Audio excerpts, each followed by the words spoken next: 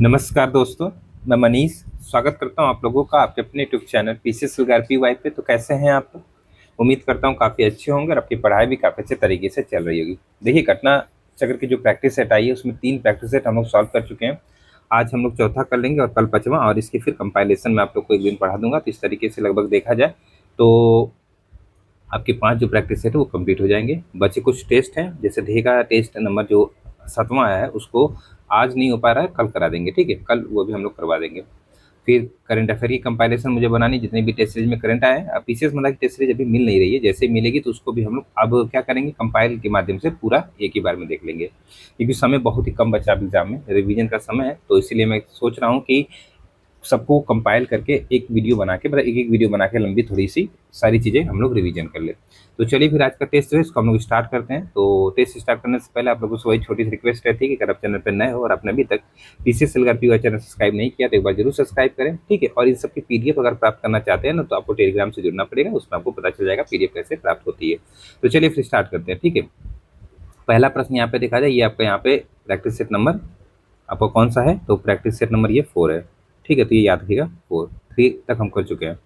तो पहला प्रश्न यहाँ पे कह रहा है कि जो वेटलैंड शहर है उसको मान्यता के संदर्भ में कुछ कथन दिए गए हैं, आपको बताएं इनमें से कौन से कथन आपके सही हैं। जैसे कि अगर मैं बात करूँ यहाँ पे, तो भारत के पहले वेटलैंड शहर के रूप में इंदौर और उदयपुर को 31 से 24 जनवरी 2025 को मान्यता मिली है। ये बात बिल्कुल आपकी सही है। ठीक है, इसके बाद अगर देखा जाए, क्या कह रहा है कि रामसर कन्वेंशन के तहत वेटलैंड सिटी मान्यता की शुरुआत 2017 से की गई थी। कल हम लोगों ने देखा था, नहीं भैया, यहाँ पे केवल एक सही जगह, केवल एक। ये कब से होती है आप लोगों को पता होना चाहिए, 2015 से ना, 2015 से। ठीक, चलिए अगला प्रश्न है कि कुछ दिवस यहाँ पे शामिल करना। आइए देख लेते हैं। गांधी जयंती 2 अक्टूबर को मनाई जाती है। ठीक है, अगर बात करें विश्व एड्स दिवस तो ये आपका 1 दिसंबर को मनाया जाता है। अगर स्वतंत्रता दिवस, ये भी 15 अगस्त को मनाया जाता है। अंतर्राष्ट्रीय योग दिवस आपका यहाँ पे 4 बजेगा 21 जून को मनाया जाता है। आंसर आपका यहाँ पे क्या बनेगा, तो आपका आंसर यहाँ पे बी बन जाएगा। ठीक है, आंसर प्रश्न। अगला प्रश्न, निम्नलिखित में से कौन सा जिला श्रेष्ठ समुद्री जिला के रूप में यहाँ पे सम्मानित हुआ है। तो एक जिला है कोल्लम। कोल्लम ये केरल का जिला, यही आपका आंसर यहाँ पे क्या हो जाएगा, बिल्कुल सही हो जाएगा। ठीक, चलिए इसके बाद देखा जाए, नोबेल शांति पुरस्कार 2024 के संदर्भ में कुछ कथन दिए गए हैं, आपको बताने इनमें से कौन से कथन क्या है, तो यहाँ पे सही है। ठीक है, देख लेते हैं कौन सा स्टेटमेंट सही है प्रश्न क्या चौथे के लिए। तो यहाँ पे देखा जाए, ये पुरस्कार निहोन हिनाको को परमाणु हथियारों से मुक्त विश्व के लिए उनके प्रयासों और हिबाकुशा की गवाही के लिए दिया गया। तो ये बात बिल्कुल आपके यहाँ पे क्या है, तो सही है। ये बात आपकी बिल्कुल सही है। तो इस तरीके से पहला स्टेटमेंट तो सही है। दूसरा कह रहा है कि जो निहोन हिंडाकी हो, इसकी स्थापना 1945 में नहीं होती भैया, 1956 में स्टार्ट होती है ना। कल ही हम लोगों ने देखा था 1956 में होती है। तो इस तरीके से ये देखा जाए तो गलत जाएगा। आंसर केवल एक आपका बनेगा। ठीक, इस तरीके से आपका सी आंसर हो जाएगा। कह रहा है, प्रोजित आपका बिहारी मुखर्जी की पुस्तक ब्राउन स्किन्स व्हाइट कोट्स का मुख्य विषय क्या है। इसका मुख्य विषय यहाँ पे देखा जाए तो औपनिवेशिक भारत में जो नस्ल आपका विज्ञान है वही आपका आंसर यहाँ पे क्या हो जाएगा, तो बी हो जाएगा। अगला कह रहा है, आईएसएफआर 2023 के महत्वपूर्ण निष्कर्षों के बाद कुछ कथन दिए गए हैं, आपको इनमें से कौन से कथन सही नहीं है। आइए देख लेते हैं। जैसे कि अगर मैं बात करूँ यहाँ पे क्या कह रहा है, यहाँ पे कह रहा है कि आईएसएफआर 2023 के अनुसार देश का कुल वनावरण वृक्षावरण देश के भौगोलिक क्षेत्र का 33 दशमलव इतना परसेंट गलत है भैया, लगभग 25 दशमलव समथिंग है ना, कितना है।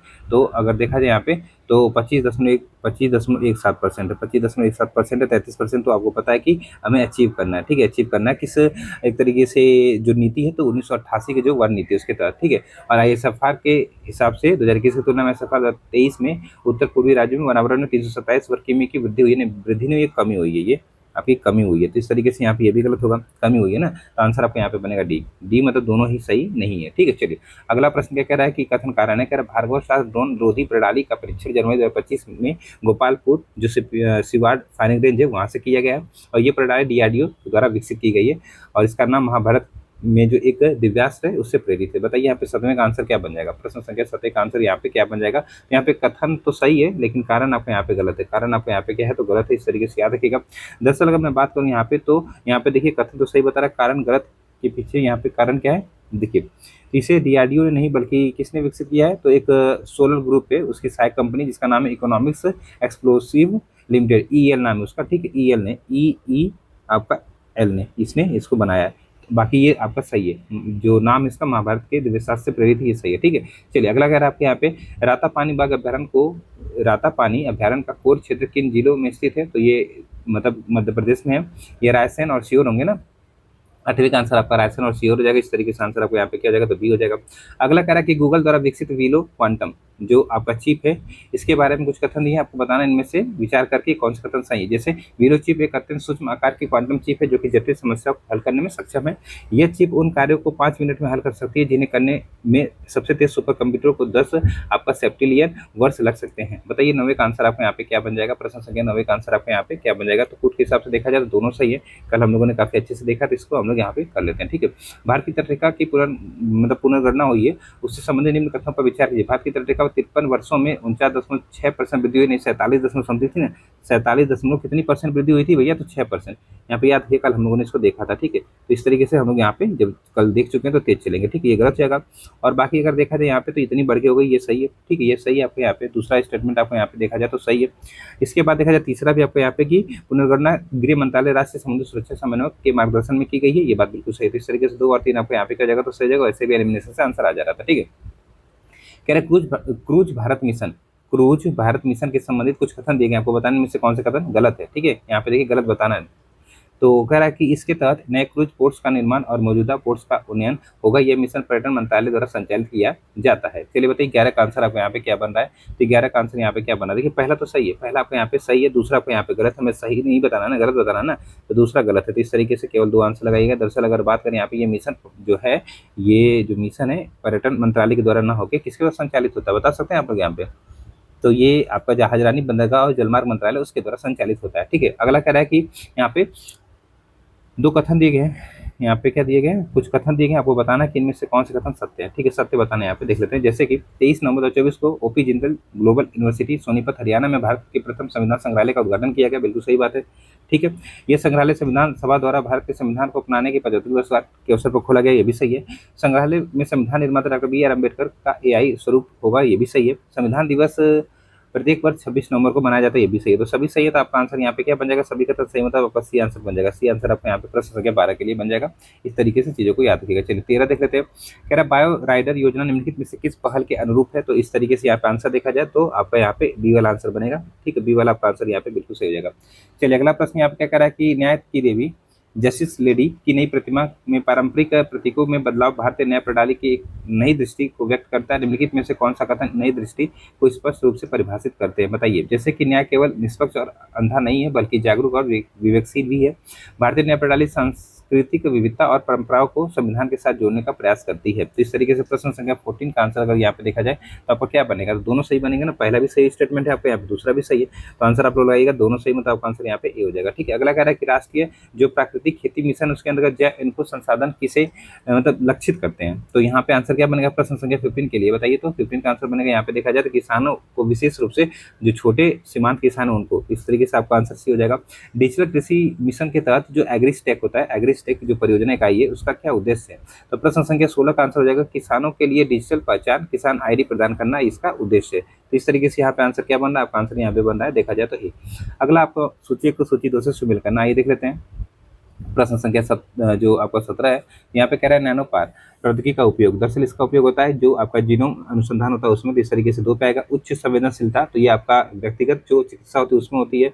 और बात करें आधुनिक चिकित्सा में भूमिका अगर देखा जाए यहाँ पे तो किफायती स्वास्थ्य सेवाओं के लिए होती है। और रोग निदान को सरल बनाना, तो आपका ये कुशल चिकित्सा प्रणाली होती है। तो इस तरीके से इसका आंसर आपको यहाँ पे क्या बना रहा है, आपका आंसर यहाँ पे ए बता रहा है। ठीक है, चलिए अगला प्रश्न यहाँ पे कह रहा है गोल्डन हाइट्स के जो सैन्य महत्व है उनके संदर्भ में कुछ कथन दिए गए हैं, उन पर विचार कर आपको क्या बताना है कि कौन से इनमें से आपके क्या है तो सही है। आइए देख लेते हैं इनमें से कौन से सही है। जैसे कह रहा है आपको यहाँ पे कि गोलन हाइट्स इजराइल की सुरक्षा जो रणनीति उसकी उसमें केंद्र स्थान रखता है, बिल्कुल रखता है भैया, ये सही बात है।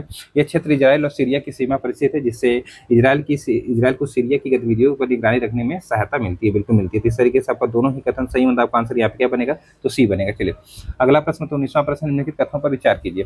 भारत ने स्वदेशी तकनीक से 1200 जो हॉर्स पावर क्षमता वाला हाइड्रोजन ट्रेन इंजन है वो विकसित किया है। भारतीय हाइड्रोजन इंजन की क्षमता अन्य देश अर्थात जर्मनी, फ्रांस, स्वीडन और चीन के हाइड्रोजन इंजनों से अधिक है। उपरोक्त में से कौन से कथन आपके सही है, बताइए। 19 का आंसर क्या बनेगा, तो 19 का आंसर यहाँ पे पहला भी सही है, दूसरा भी सही है, आपका बी बन जाएगा। दोनों स्टेटमेंट बिल्कुल सही है। ठीक है, चलिए अगला कह रहा है कि ऑस्ट्रेलियन ओपन 2025 के संदर्भ में निम्न कथनों में से कौन सा कथन सही है। पुरुष एकल खिताब जेनिक सिनर ने जीता, जबकि महिला एकल खिताब मैडिसन जो कीज है उन्होंने जीता है। मिक्स डबल का खिताब कैटरीना सिरियाकोवा और टेलर टाउनसेंड ने, मतलब की जो जोड़ी उन्होंने जीता है। तो आपको पता नहीं यहाँ पे कौन सा सही है, बताइए। तो तो बेसिकली अगर मैं बात करूँ यहाँ पे जो आंसर है वहाँ पे केवल पहला सही है, दूसरा आपका यहाँ पे गलत है, तो केवल एक आप लोग आंसर है क्योंकि सही बताना है, ठीक है। इस तरीके से अगर ऑस्ट्रेलियन ओपन 2025 में देखा जाए पुरुष एकल खिताब जेनिक सिनर जो कि इटली के हैं इन्होंने जीता है, और महिला में एकल खिताब जो है मेडिसिन कीज है ये यूएसए की इन्होंने जीता है, और मिक्स डबल का खिताब अगर देखा जाए ओलिविया गेडेकी और जॉन पीएस दोनों ऑस्ट्रेलिया के इन्होंने जीता है, ठीक है। इस तरीके से आप लोग यहाँ पे याद रखिएगा, ठीक। चलिए अगला, निम्नलिखित वैधानिक प्रावधानों के पारित होने के कालक्रम के अनुसार सही आपका यहाँ पे दर्शाना है। आइए देख लेते हैं यहाँ पे सबसे पहले विदेशी विनियम नियमन अधिनियम है, इसको क्या कहते हैं, तो इसको फेरा कहते हैं ना। फेरा कब आया था, 1973 में आया था, 1973 में आता है फेरा ना। और जो आपका MRTP एक्ट होता है ना, ये आपका 1969 में आएगा, ये 1969 में आता है, 1969 में आता है, ठीक है। और अगर बात करें प्रतिस्पर्धा अधिनियम क्या बताया है, तो प्रतिस्पर्धा अधिनियम 2002 में आता है, 2002 में आता है। और इस तरीके से फेमा की बात करती है तो बोध ले रहा था 1999 में आता है, 1999 में। ये सब प्रश्न बहुत इंपॉर्टेंट, बहुत बार पूछे जाते हैं। इस तरीके से इसका आंसर आपका ए बता रहा है, देख लीजिएगा आप लोग, ये आंसर आपका यहाँ पे बता रहा है, डेट तो सही हो गई। चलिए अगला प्रश्न आप क्या कह रहा है आपका यहाँ पे देखा जाए, अगला प्रश्न कह रहा है आपका यहाँ पे कि कौशल भारत अभियान के संदर्भ में कुछ कथन दिए गए हैं, आपको बताने में से कौन से कथन सही है। आइए देख लेते हैं। कह रहा है कि कौशल भारत अभियान की शुरुआत प्रधानमंत्री जी ने जुलाई 2015 में की थी। इस अभियान का मुख्य उद्देश्य भारत के युवाओं को सूचना तकनीक से प्रशिक्षित करना है। प्रश्न संख्या 22 का आंसर आपको यहाँ पे क्या बना, सिंपल से बताइए आपको 22 का आंसर क्या बना। तो 22 का आंसर देखिए, पहला तो सही है, पहला तो सही है, दूसरा आपको गलत बता रहा है, दूसरा यहाँ पे आपका गलत बता रहा है। दरअसल अगर कौशल जो भारत अभियान है इसकी अगर मैं बात करूँ तो इसकी शुरुआत प्रधानमंत्री जी ने 15 जुलाई 2015 को की थी, ठीक है। इस तरीके से इसका उद्देश्य क्या है, देश के युवाओं को विभिन्न क्षेत्र में कौशल प्रशिक्षण प्रदान कर उन्हें रोजगार योग्य बनाना है। तो कह रहा है इस अभियान का मुख्य उद्देश्य भारत में युवा को सूचना तकनीक में नहीं विभिन्न क्षेत्रों में है। तो इस तरीके से आपका आंसर यहाँ पे केवल एक बन जाएगा, ठीक। चलिए अगला कह रहा है निम्नलिखित कथनों पर विचार कीजिए। भुगतान संतुलन जिसको बैलेंस ऑफ पेमेंट कहते हैं हमेशा संतुलित रहता है क्योंकि यह एक लेखांकन सिद्धांत पर आधारित होता है। यदि किसी देश का पूंजी खाता अधिशेष में है तो इसका अर्थ यह है कि देश में विदेशी पूंजी का प्रवाह हो रहा है। तो यहाँ पे बताइए क्या आंसर बनेगा प्रश्न संख्या 23 के लिए। आपका यहाँ पे सही बताना है, हमें बताना कि यहाँ पे सही, तो ऑप्शन के हिसाब से देखा जा सकता है कि क्या आपका यहाँ पे हो रहा है। यहाँ पे देखा जाए तो देखिए यहाँ पे दोनों कथन सही है, दोनों ही कथन आपका बिल्कुल सही है। तो इस तरीके से यहाँ पे चीज़ों को थोड़ा सा एक बार और देख लीजिए। यहाँ पे जो प्रश्न कहना चाह रहा है तो पहला भी सही है और आपका दूसरा भी आपका यहाँ पे सही है।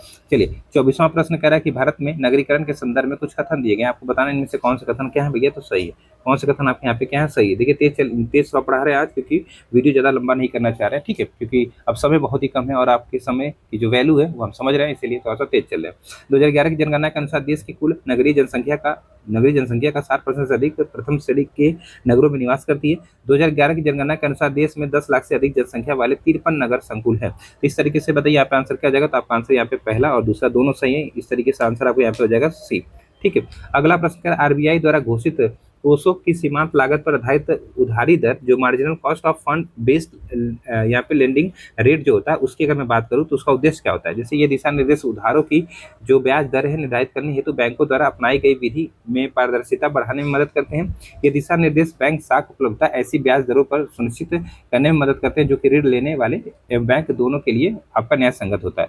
प्रश्न संख्या 25 का आंसर यहाँ पे देखा जाए फिर से दोनों ही सही लग रहे हैं क्योंकि इकोनॉमी में बेसिकली दोनों ही सही होते हैं, ठीक है, पहला भी और दूसरा भी सही होता है। चलिए 2011 की जनगणना के अनुसार निम्नलिखित में से एक भारत के किस केंद्र शासित प्रदेश में न्यूनतम लिंगानुपात है। तो ये तो आपका दमन दीव हो जाएगा, दमन दीव, ठीक है, दमन दीव में सबसे कम है। इस तरीके से आपका आंसर यहाँ पे क्या जाएगा, दमन दीव, ठीक है। यहाँ पे देखा जाए कितना है, ये 618 है ना, 618 है, ठीक। इस तरीके से याद रखिएगा आप लोग, 618 है। वहीं पर अगर मैं बात करूँ थोड़ा सा तो लक्षद्वीप का थोड़ा ज़्यादा है, 946 है, और अंडमान निकोबार द्वीप समूह का कितना है, अंडमान निकोबार द्वीप समूह का 876 है। ये सब लिंगानुपात है, ठीक है। इस तरीके से आप लोग यहाँ पे याद रखिएगा।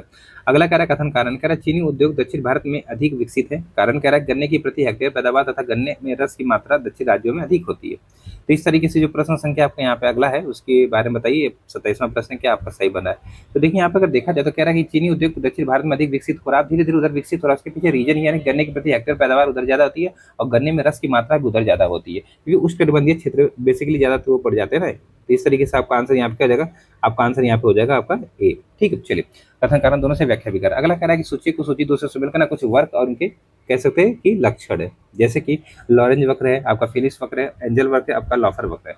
चलिए बताइए यहाँ पे प्रश्न संख्या जो अगला 28वां इसका आंसर क्या बना है। सबसे पहले अगर हम लोग बात करें लॉरेंज कर्व, जो लॉरेंज वक्र होता है इसकी बात करें यहाँ पे, तो ये कहाँ पे जा सकता है। तो देखिए ये संपदा के वितरण में असमानता की बात करता है ना, इस तरीके से ये जाएगा ए पे 3 पे, ठीक है। इसके बाद अगर देखा जाए यहाँ पे क्या फिलिप्स, तो ये क्या करता है, तो मुद्रा यहाँ पे देखा जाए तो मुद्रास्फीति और रोजगार को दर्शाएगा ये, ठीक है, सही है, बी पे 1 जाएगा। ए पे 3, बी पे 1 कहाँ पे है, तो आपका सी आंसर है, सी आंसर इस तरीके से बन गया, ठीक है, सी आंसर आपका बन गया। फिर इस हिसाब से अगर देखा जाए तो आपका एंजल वक्र जाएगा किस पे, तो आय और जो खाद्य अनुपात है उस पर व्यय का है। फिर अगर मैं बात करूँ यहाँ पे लॉफर वक्र जो है ये आपका जाएगा कर दरें एवं कर राजस्व पे। भारत में मौद्रिक नीति के संदर्भ में निम्न में से कौन से कथन सही है, बताइए आप लोग यहाँ पे। तो कह रहा है ऊंची रेपो दर का तात्पर्य है कि बैंकिंग प्रणाली में कम मात्रा में साख प्रवाह होगा। वर्तमान समय में मुद्रास्फीति को नियंत्रित करने के लिए आरबीआई ने रेपो रेट तथा रिवर्स रेपो रेट पर भरोसा किया है। आपको यहाँ पे क्या बताना कि कौन सा उत्तर सही है, तो बताइए यहाँ पे प्रश्न संख्या 29 के लिए आंसर क्या बन रहा है।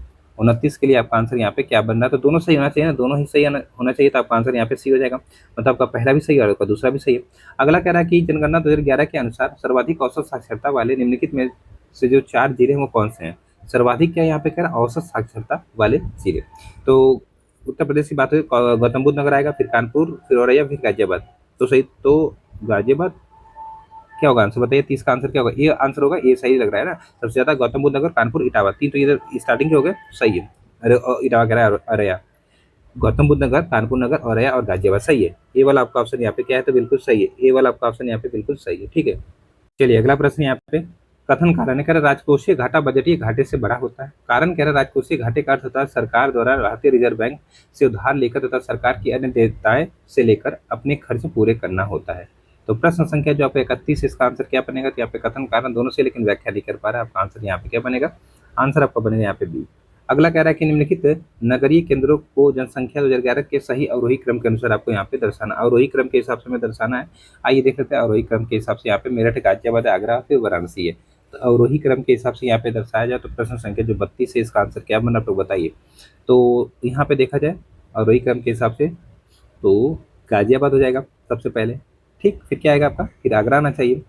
तो गाजियाबाद आगरा मतलब आपका बी आंसर बना, क्या बी आंसर आपको यहाँ पे हो जाएगा, ठीक, गाजियाबाद, आगरा, वाराणसी, मेरठ आएगा, ठीक। चलिए अगला कह रहा है कि भारत की जीडीपी सकल घरेलू उत्पाद जो होता है उसके संदर्भ में कुछ कथन दिए हैं, उनको विचार कर बताना कौन से कथन आपके यहाँ पे सही है।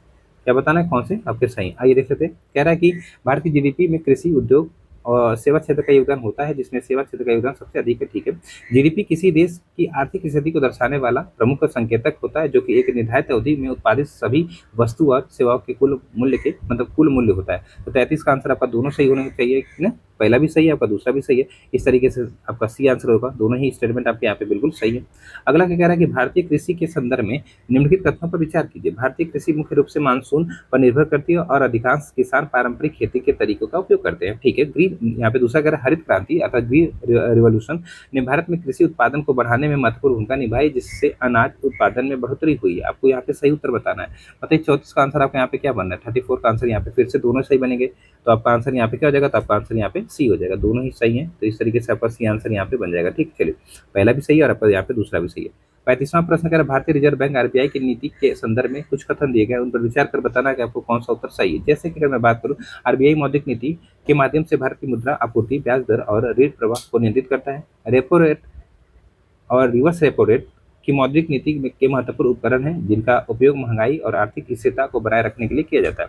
35 का आंसर यहाँ पे कैसे बनेगा, फिर से दोनों सही बनने चाहिए। तो पहला भी सही है आपका यहाँ पे, देखिए पहला भी सही है और आपका दूसरा भी सही है, तो दोनों ही स्टेटमेंट आपके यहाँ पे क्या है, तो बिल्कुल सही है, आंसर आपका सी बन जाएगा। अगला प्रश्न क्या कह रहा है, कथन कारण कह रहे हैं कि यहाँ पे देखा जाए प्रश्न संख्या हाँ 36 होगा। कह रहा कि कथन उष्णकटिबंधीय मानसूनी जलवायु प्रदेश में ग्रीष्म काल में भारी वर्षा तथा शीतकाल में शुष्क परिस्थितियां पाई जाती हैं। कारण कर इस जलवायु प्रदेश में वर्षा मुक्त वर्ष भर चलने वाली व्यापारिक हवाओं के कारण होती है। चलिए बताइए यहाँ पे प्रश्न संख्या 36, इसका आंसर क्या बन रहा है। 36 का आंसर आपके यहाँ पे क्या बना, देखिए अगर बात करें यहाँ पे कथन जो है उष्णकटिबंधीय जो मानसूनी जलवायु वाले प्रदेश होते हैं उसमें गर्मियों में वर्षा होती है, शीतकाल का जो मौसम होता है थोड़ा शुष्क रहता है, तो ये बात तो सही है, ऐसा हम लोग अनुभव कर सकते हैं क्योंकि हमारे यहाँ इस टाइप की कंडीशन पाई जाती है। इस जलवायु प्रदेश में वर्षा मुक्त वर्ष भर चलने वाली जो व्यापारिक हवाएं उनके कारण होती है, तो नहीं हुई है, ऐसी बात नहीं है, ठीक है। तो इस तरीके से इस चीज़ को गलत करिएगा यहाँ पे, तो ये तो सही है परंतु आर आपका यहाँ पे क्या है, तो गलत है, इस चीज़ को आप यहाँ पे याद रखिएगा। चलिए ये हो गया। चलिए अगला प्रश्न यहाँ पे क्या कह रहा है, थोड़ा सा देखा जाए। डरबन के संदर्भ में यहाँ पे कुछ कथन दिए गए, आपको बताने में से कौन से कथन सही है, आइए देख लेते हैं थोड़ा सा। जैसे कह रहा है कि डरबन दक्षिण अफ्रीका का एक प्रमुख नगर है और यह सबसे व्यस्तम बंदरगाह के रूप में प्रसिद्ध है। डरबन दक्षिण अमेरिका के पूर्वी तट पर स्थित है। दक्षिण अमेरिका के पूर्वी तट पे कहाँ होगा, यह बताइए। यहाँ पे एक तरीके से देखा जाए तो डरबन कहाँ का है, दक्षिण अफ्रीका का है, या दक्षिण अमेरिका कहाँ से आ गया, तो गलत हो गया। इस तरीके से पहला तो आपका सही है, तो केवल एक आंसर लगाइएगा। केवल एक आपका आंसर यहाँ पे बन सकता है। ठीक, चलिए। दरअसल ये दक्षिण अफ्रीका के पूर्वी उत्तर प्रदेश स्थित एक प्रमुख क्या है, नगर भी और बंदरगाह भी है। ठीक है, इस तरीके से याद रखिएगा। चलिए, अगला निम्नलिखित कथनों पर विचार कीजिए। अब सारी सीमा का सबसे अच्छा उदाहरण मध्य अटलांटिक कटक है, जहां से अमेरिकी प्लेट तथा यूरेशियन प्लेट और अफ्रीकी प्लेट अलग हो रही हैं। प्रसारित स्थान वह क्षेत्र होता है जहां दो प्लेटें परस्पर टकराती हैं और पर्वत श्रृंखला बनती है। चलिए बताइए यहाँ पे आंसर क्या हो जाएगा प्रश्न संख्या 38 के लिए। 38 के लिए आंसर क्या हो जाएगा? तो अब सारी सीमा जहाँ प्लेटें दूर जाती हैं, ठीक है, इसका सबसे अच्छा उदाहरण है कि मध्य अटलांटिक कटक, जहाँ अमेरिकी प्लेट तथा यूरेशियन और जो अफ्रीकी प्लेट है ये क्या हो रही है, तो अलग हो रही है ना। हाँ, तो सही तो है, ये स्टेटमेंट आपको यहाँ पे सही होगा। ठीक, ये स्टेटमेंट आपको यहाँ पे सही हो जाएगा। फिर कह रहा है कि जो प्रसारी स्थान होता है वह क्षेत्र होता है जहाँ दो प्लेटें परस्पर टकराती है और पर्वत श्रृंखला बनती है। तो देखिए, अगर मैं बात करूँ यहाँ पे जो प्लेटें टकराती है ना उसको अभिसारी कहते हैं, कन्वर्जेंट सीमा कहते हैं ना। तो इस तरीके से यहाँ पे ये गलत होगा। प्रसार में तो फिर से प्रसारी प्लेट वही होंगी ना, अब सारी प्रसार एक ही है ना, ये गलत होगा, ये गलत होगा। आंसर केवल एक बनना चाहिए, आंसर केवल एक आपका बनना चाहिए। यहाँ पे प्लेटें दूर जाएंगी, यहाँ पे प्लेटें दूर जाएंगे, टकराएंगे नहीं। टकराती किस में? टकराती आपका अभिसारी में। ठीक, तो इस तरीके से यहाँ पे जो प्रसारी होता है उसमें प्लेटें अलग होती हैं। ठीक है, चलिए अगला प्रश्न क्या कह रहा है आपको यहाँ पे, निम्नलिखित कथनों पर विचार कीजिए। उष्णकटिबंधीय चक्रवात के बनने के लिए समुद्री सतह का तापमान 27 डिग्री सेल्सियस से अधिक होना आवश्यक होता है। चक्रवात बनने के लिए कोरियोलिस बल आवश्यक नहीं होता है। ऊर्ध्वाधर पवनों की गति अधिक अंतर होने के से चक्रवात का जो विकास है बाधित हो सकता है। चलिए 39 का आंसर बताइए। बहुत प्यारा सा प्रश्न है ये, ज्योग्राफी में ऐसे प्रश्न आने लगे तो बड़ी दिक्कत हो सकती है। ठीक है, चलिए बताइए, कॉन्सेप्चुअल चीजें ये। तो यहाँ पे अगर देखा जाए तो पहला स्टेप ने सबको बताया कि चक्रवात बनने के लिए जो समुद्री सतह है उसका तापमान इतना चाहिए, कितना? 27 डिग्री सेल्सियस से अधिक होना चाहिए। तो ये तो पहला सही है। फिर क्या कह रहा है, चक्रवात बनने के लिए कोरियोलिस बल की आवश्यकता नहीं है। भैया क्यों नहीं आवश्यकता? इसी की तो आवश्यकता होती है। ठीक है, इस तरीके से यहाँ पे देखा जाए तो क्या करता है ये चक्रवात घूर्णन कराने में आवश्यक होता है ना, इस तरीके से इसकी आवश्यकता होती है। ऊर्ध्वाधर पवनों की गति इसमें अधिक अंतर होने से चक्रवात का विकास बाधित हो सकता है, बिल्कुल हो सकता है। तो आंसर 1 और 3 हो जाएगा। ठीक है, 1 और 3 आपका आंसर हो जाएगा। चलिए 40वां प्रश्न देखते हैं। 40वां प्रश्न क्या कह रहा है, केंद्रीय शुष्क बागवानी संस्थान सेंट्रल इंस्टीट्यूट फॉर एरिड जो हॉर्टिकल्चर है ये कहाँ पे स्थित है? तो गाजियाबाद, फरीदाबाद, लखनऊ या फिर बीकानेर में। तो बीकानेर में है ना, ये बीकानेर में। आंसर आपको यहाँ पे बीकानेर हो जाएगा। ठीक, इस तरीके से आप लोग यहाँ पे याद रखिएगा। चलिए अगला क्या कह रहा है, 41वां कथन कारण कह रहा है कि हाँ, ये कह रहा है कि जब एक गर्म वायु राशि किसी ठंडे धरातल पर प्रभावित होती है तो उसकी निचली परत गर्म हो जाती है, जिससे संवहन प्रक्रिया प्रारंभ हो जाती है। कारण कह रहा है यहाँ पे कि संवहन प्रक्रिया के कारण वायु ऊपर उठती है और कपासी जो मेघ है उनका निर्माण करती है। तो प्रश्न संख्या जो आपको 41, इसका आंसर आप लोग सोच के बताइए, थोड़ा सा अच्छा प्रश्न है ये। ठीक है, क्या आंसर बनेगा? तो ये कह रहा है कि जब एक गर्म वायु राशि किसी ठंडे धरातल पर, मान लीजिए धरातल है, ये ठंडा धरातल है ना, ये क्या कह रहा है, ठंडा धरातल है। अब यहाँ पे क्या कह रहा है कि एक गर्म वायु राशि तरीके से बड़ी सी वायु राशि होती है ना, ठीक है, इस तरीके से बड़ी वायु राशि होती है। क्या कह रहा है कि एक गर्म गर्म वायु राशि किसी ठंडे धरातल पे क्या करती है, प्रभावित होती है, तो इसकी निचली परत गर्म हो जाती है, जिससे संवहन प्रक्रिया प्रारंभ होती है। ठीक, ठीक है ना। तो यहाँ पे देखा जाए थोड़ा सा, तो ये कैसे हो सकता है भैया, जब एक गर्म वायु राशि किसी ठंडे धरातल पर प्रभावित होती है तो इसकी निचली परत गर्म कैसे होगी? ठंडी होनी चाहिए ना इसको, क्योंकि ये ठंडा है ना, धरातल ठंडा है, तो यहाँ पे ठंडा होना चाहिए। ये गलत लिखा है यहाँ पे, ये गलत लिखा है यहाँ पे, ये गलत जाएगा कथन। संवहन प्रक्रिया के कारण वायु ऊपर उठती है भैया, जब ये इस तरीके से देखिए, मान लीजिए ये धरती है, इस तरीके से क्या धरती है, अब यहाँ पे पानी भरा हुआ है, तो ये जब पानी गर्म होगा सूर्य देवता की रोशनी से तो ये गर्म के ऊपर उठेगा, तो ये तो बता रहे हैं यहाँ पे। तो संवहन प्रक्रिया के कारण वायु ऊपर उठती है और कपासी मेघ का निर्माण होता है, तो ये सही है। तो यहाँ पे ये तो गलत है, परंतु आर सही है, तो कहने का मतलब आपका आंसर यहाँ पे भी बन गया। ठीक, यही बनेगा।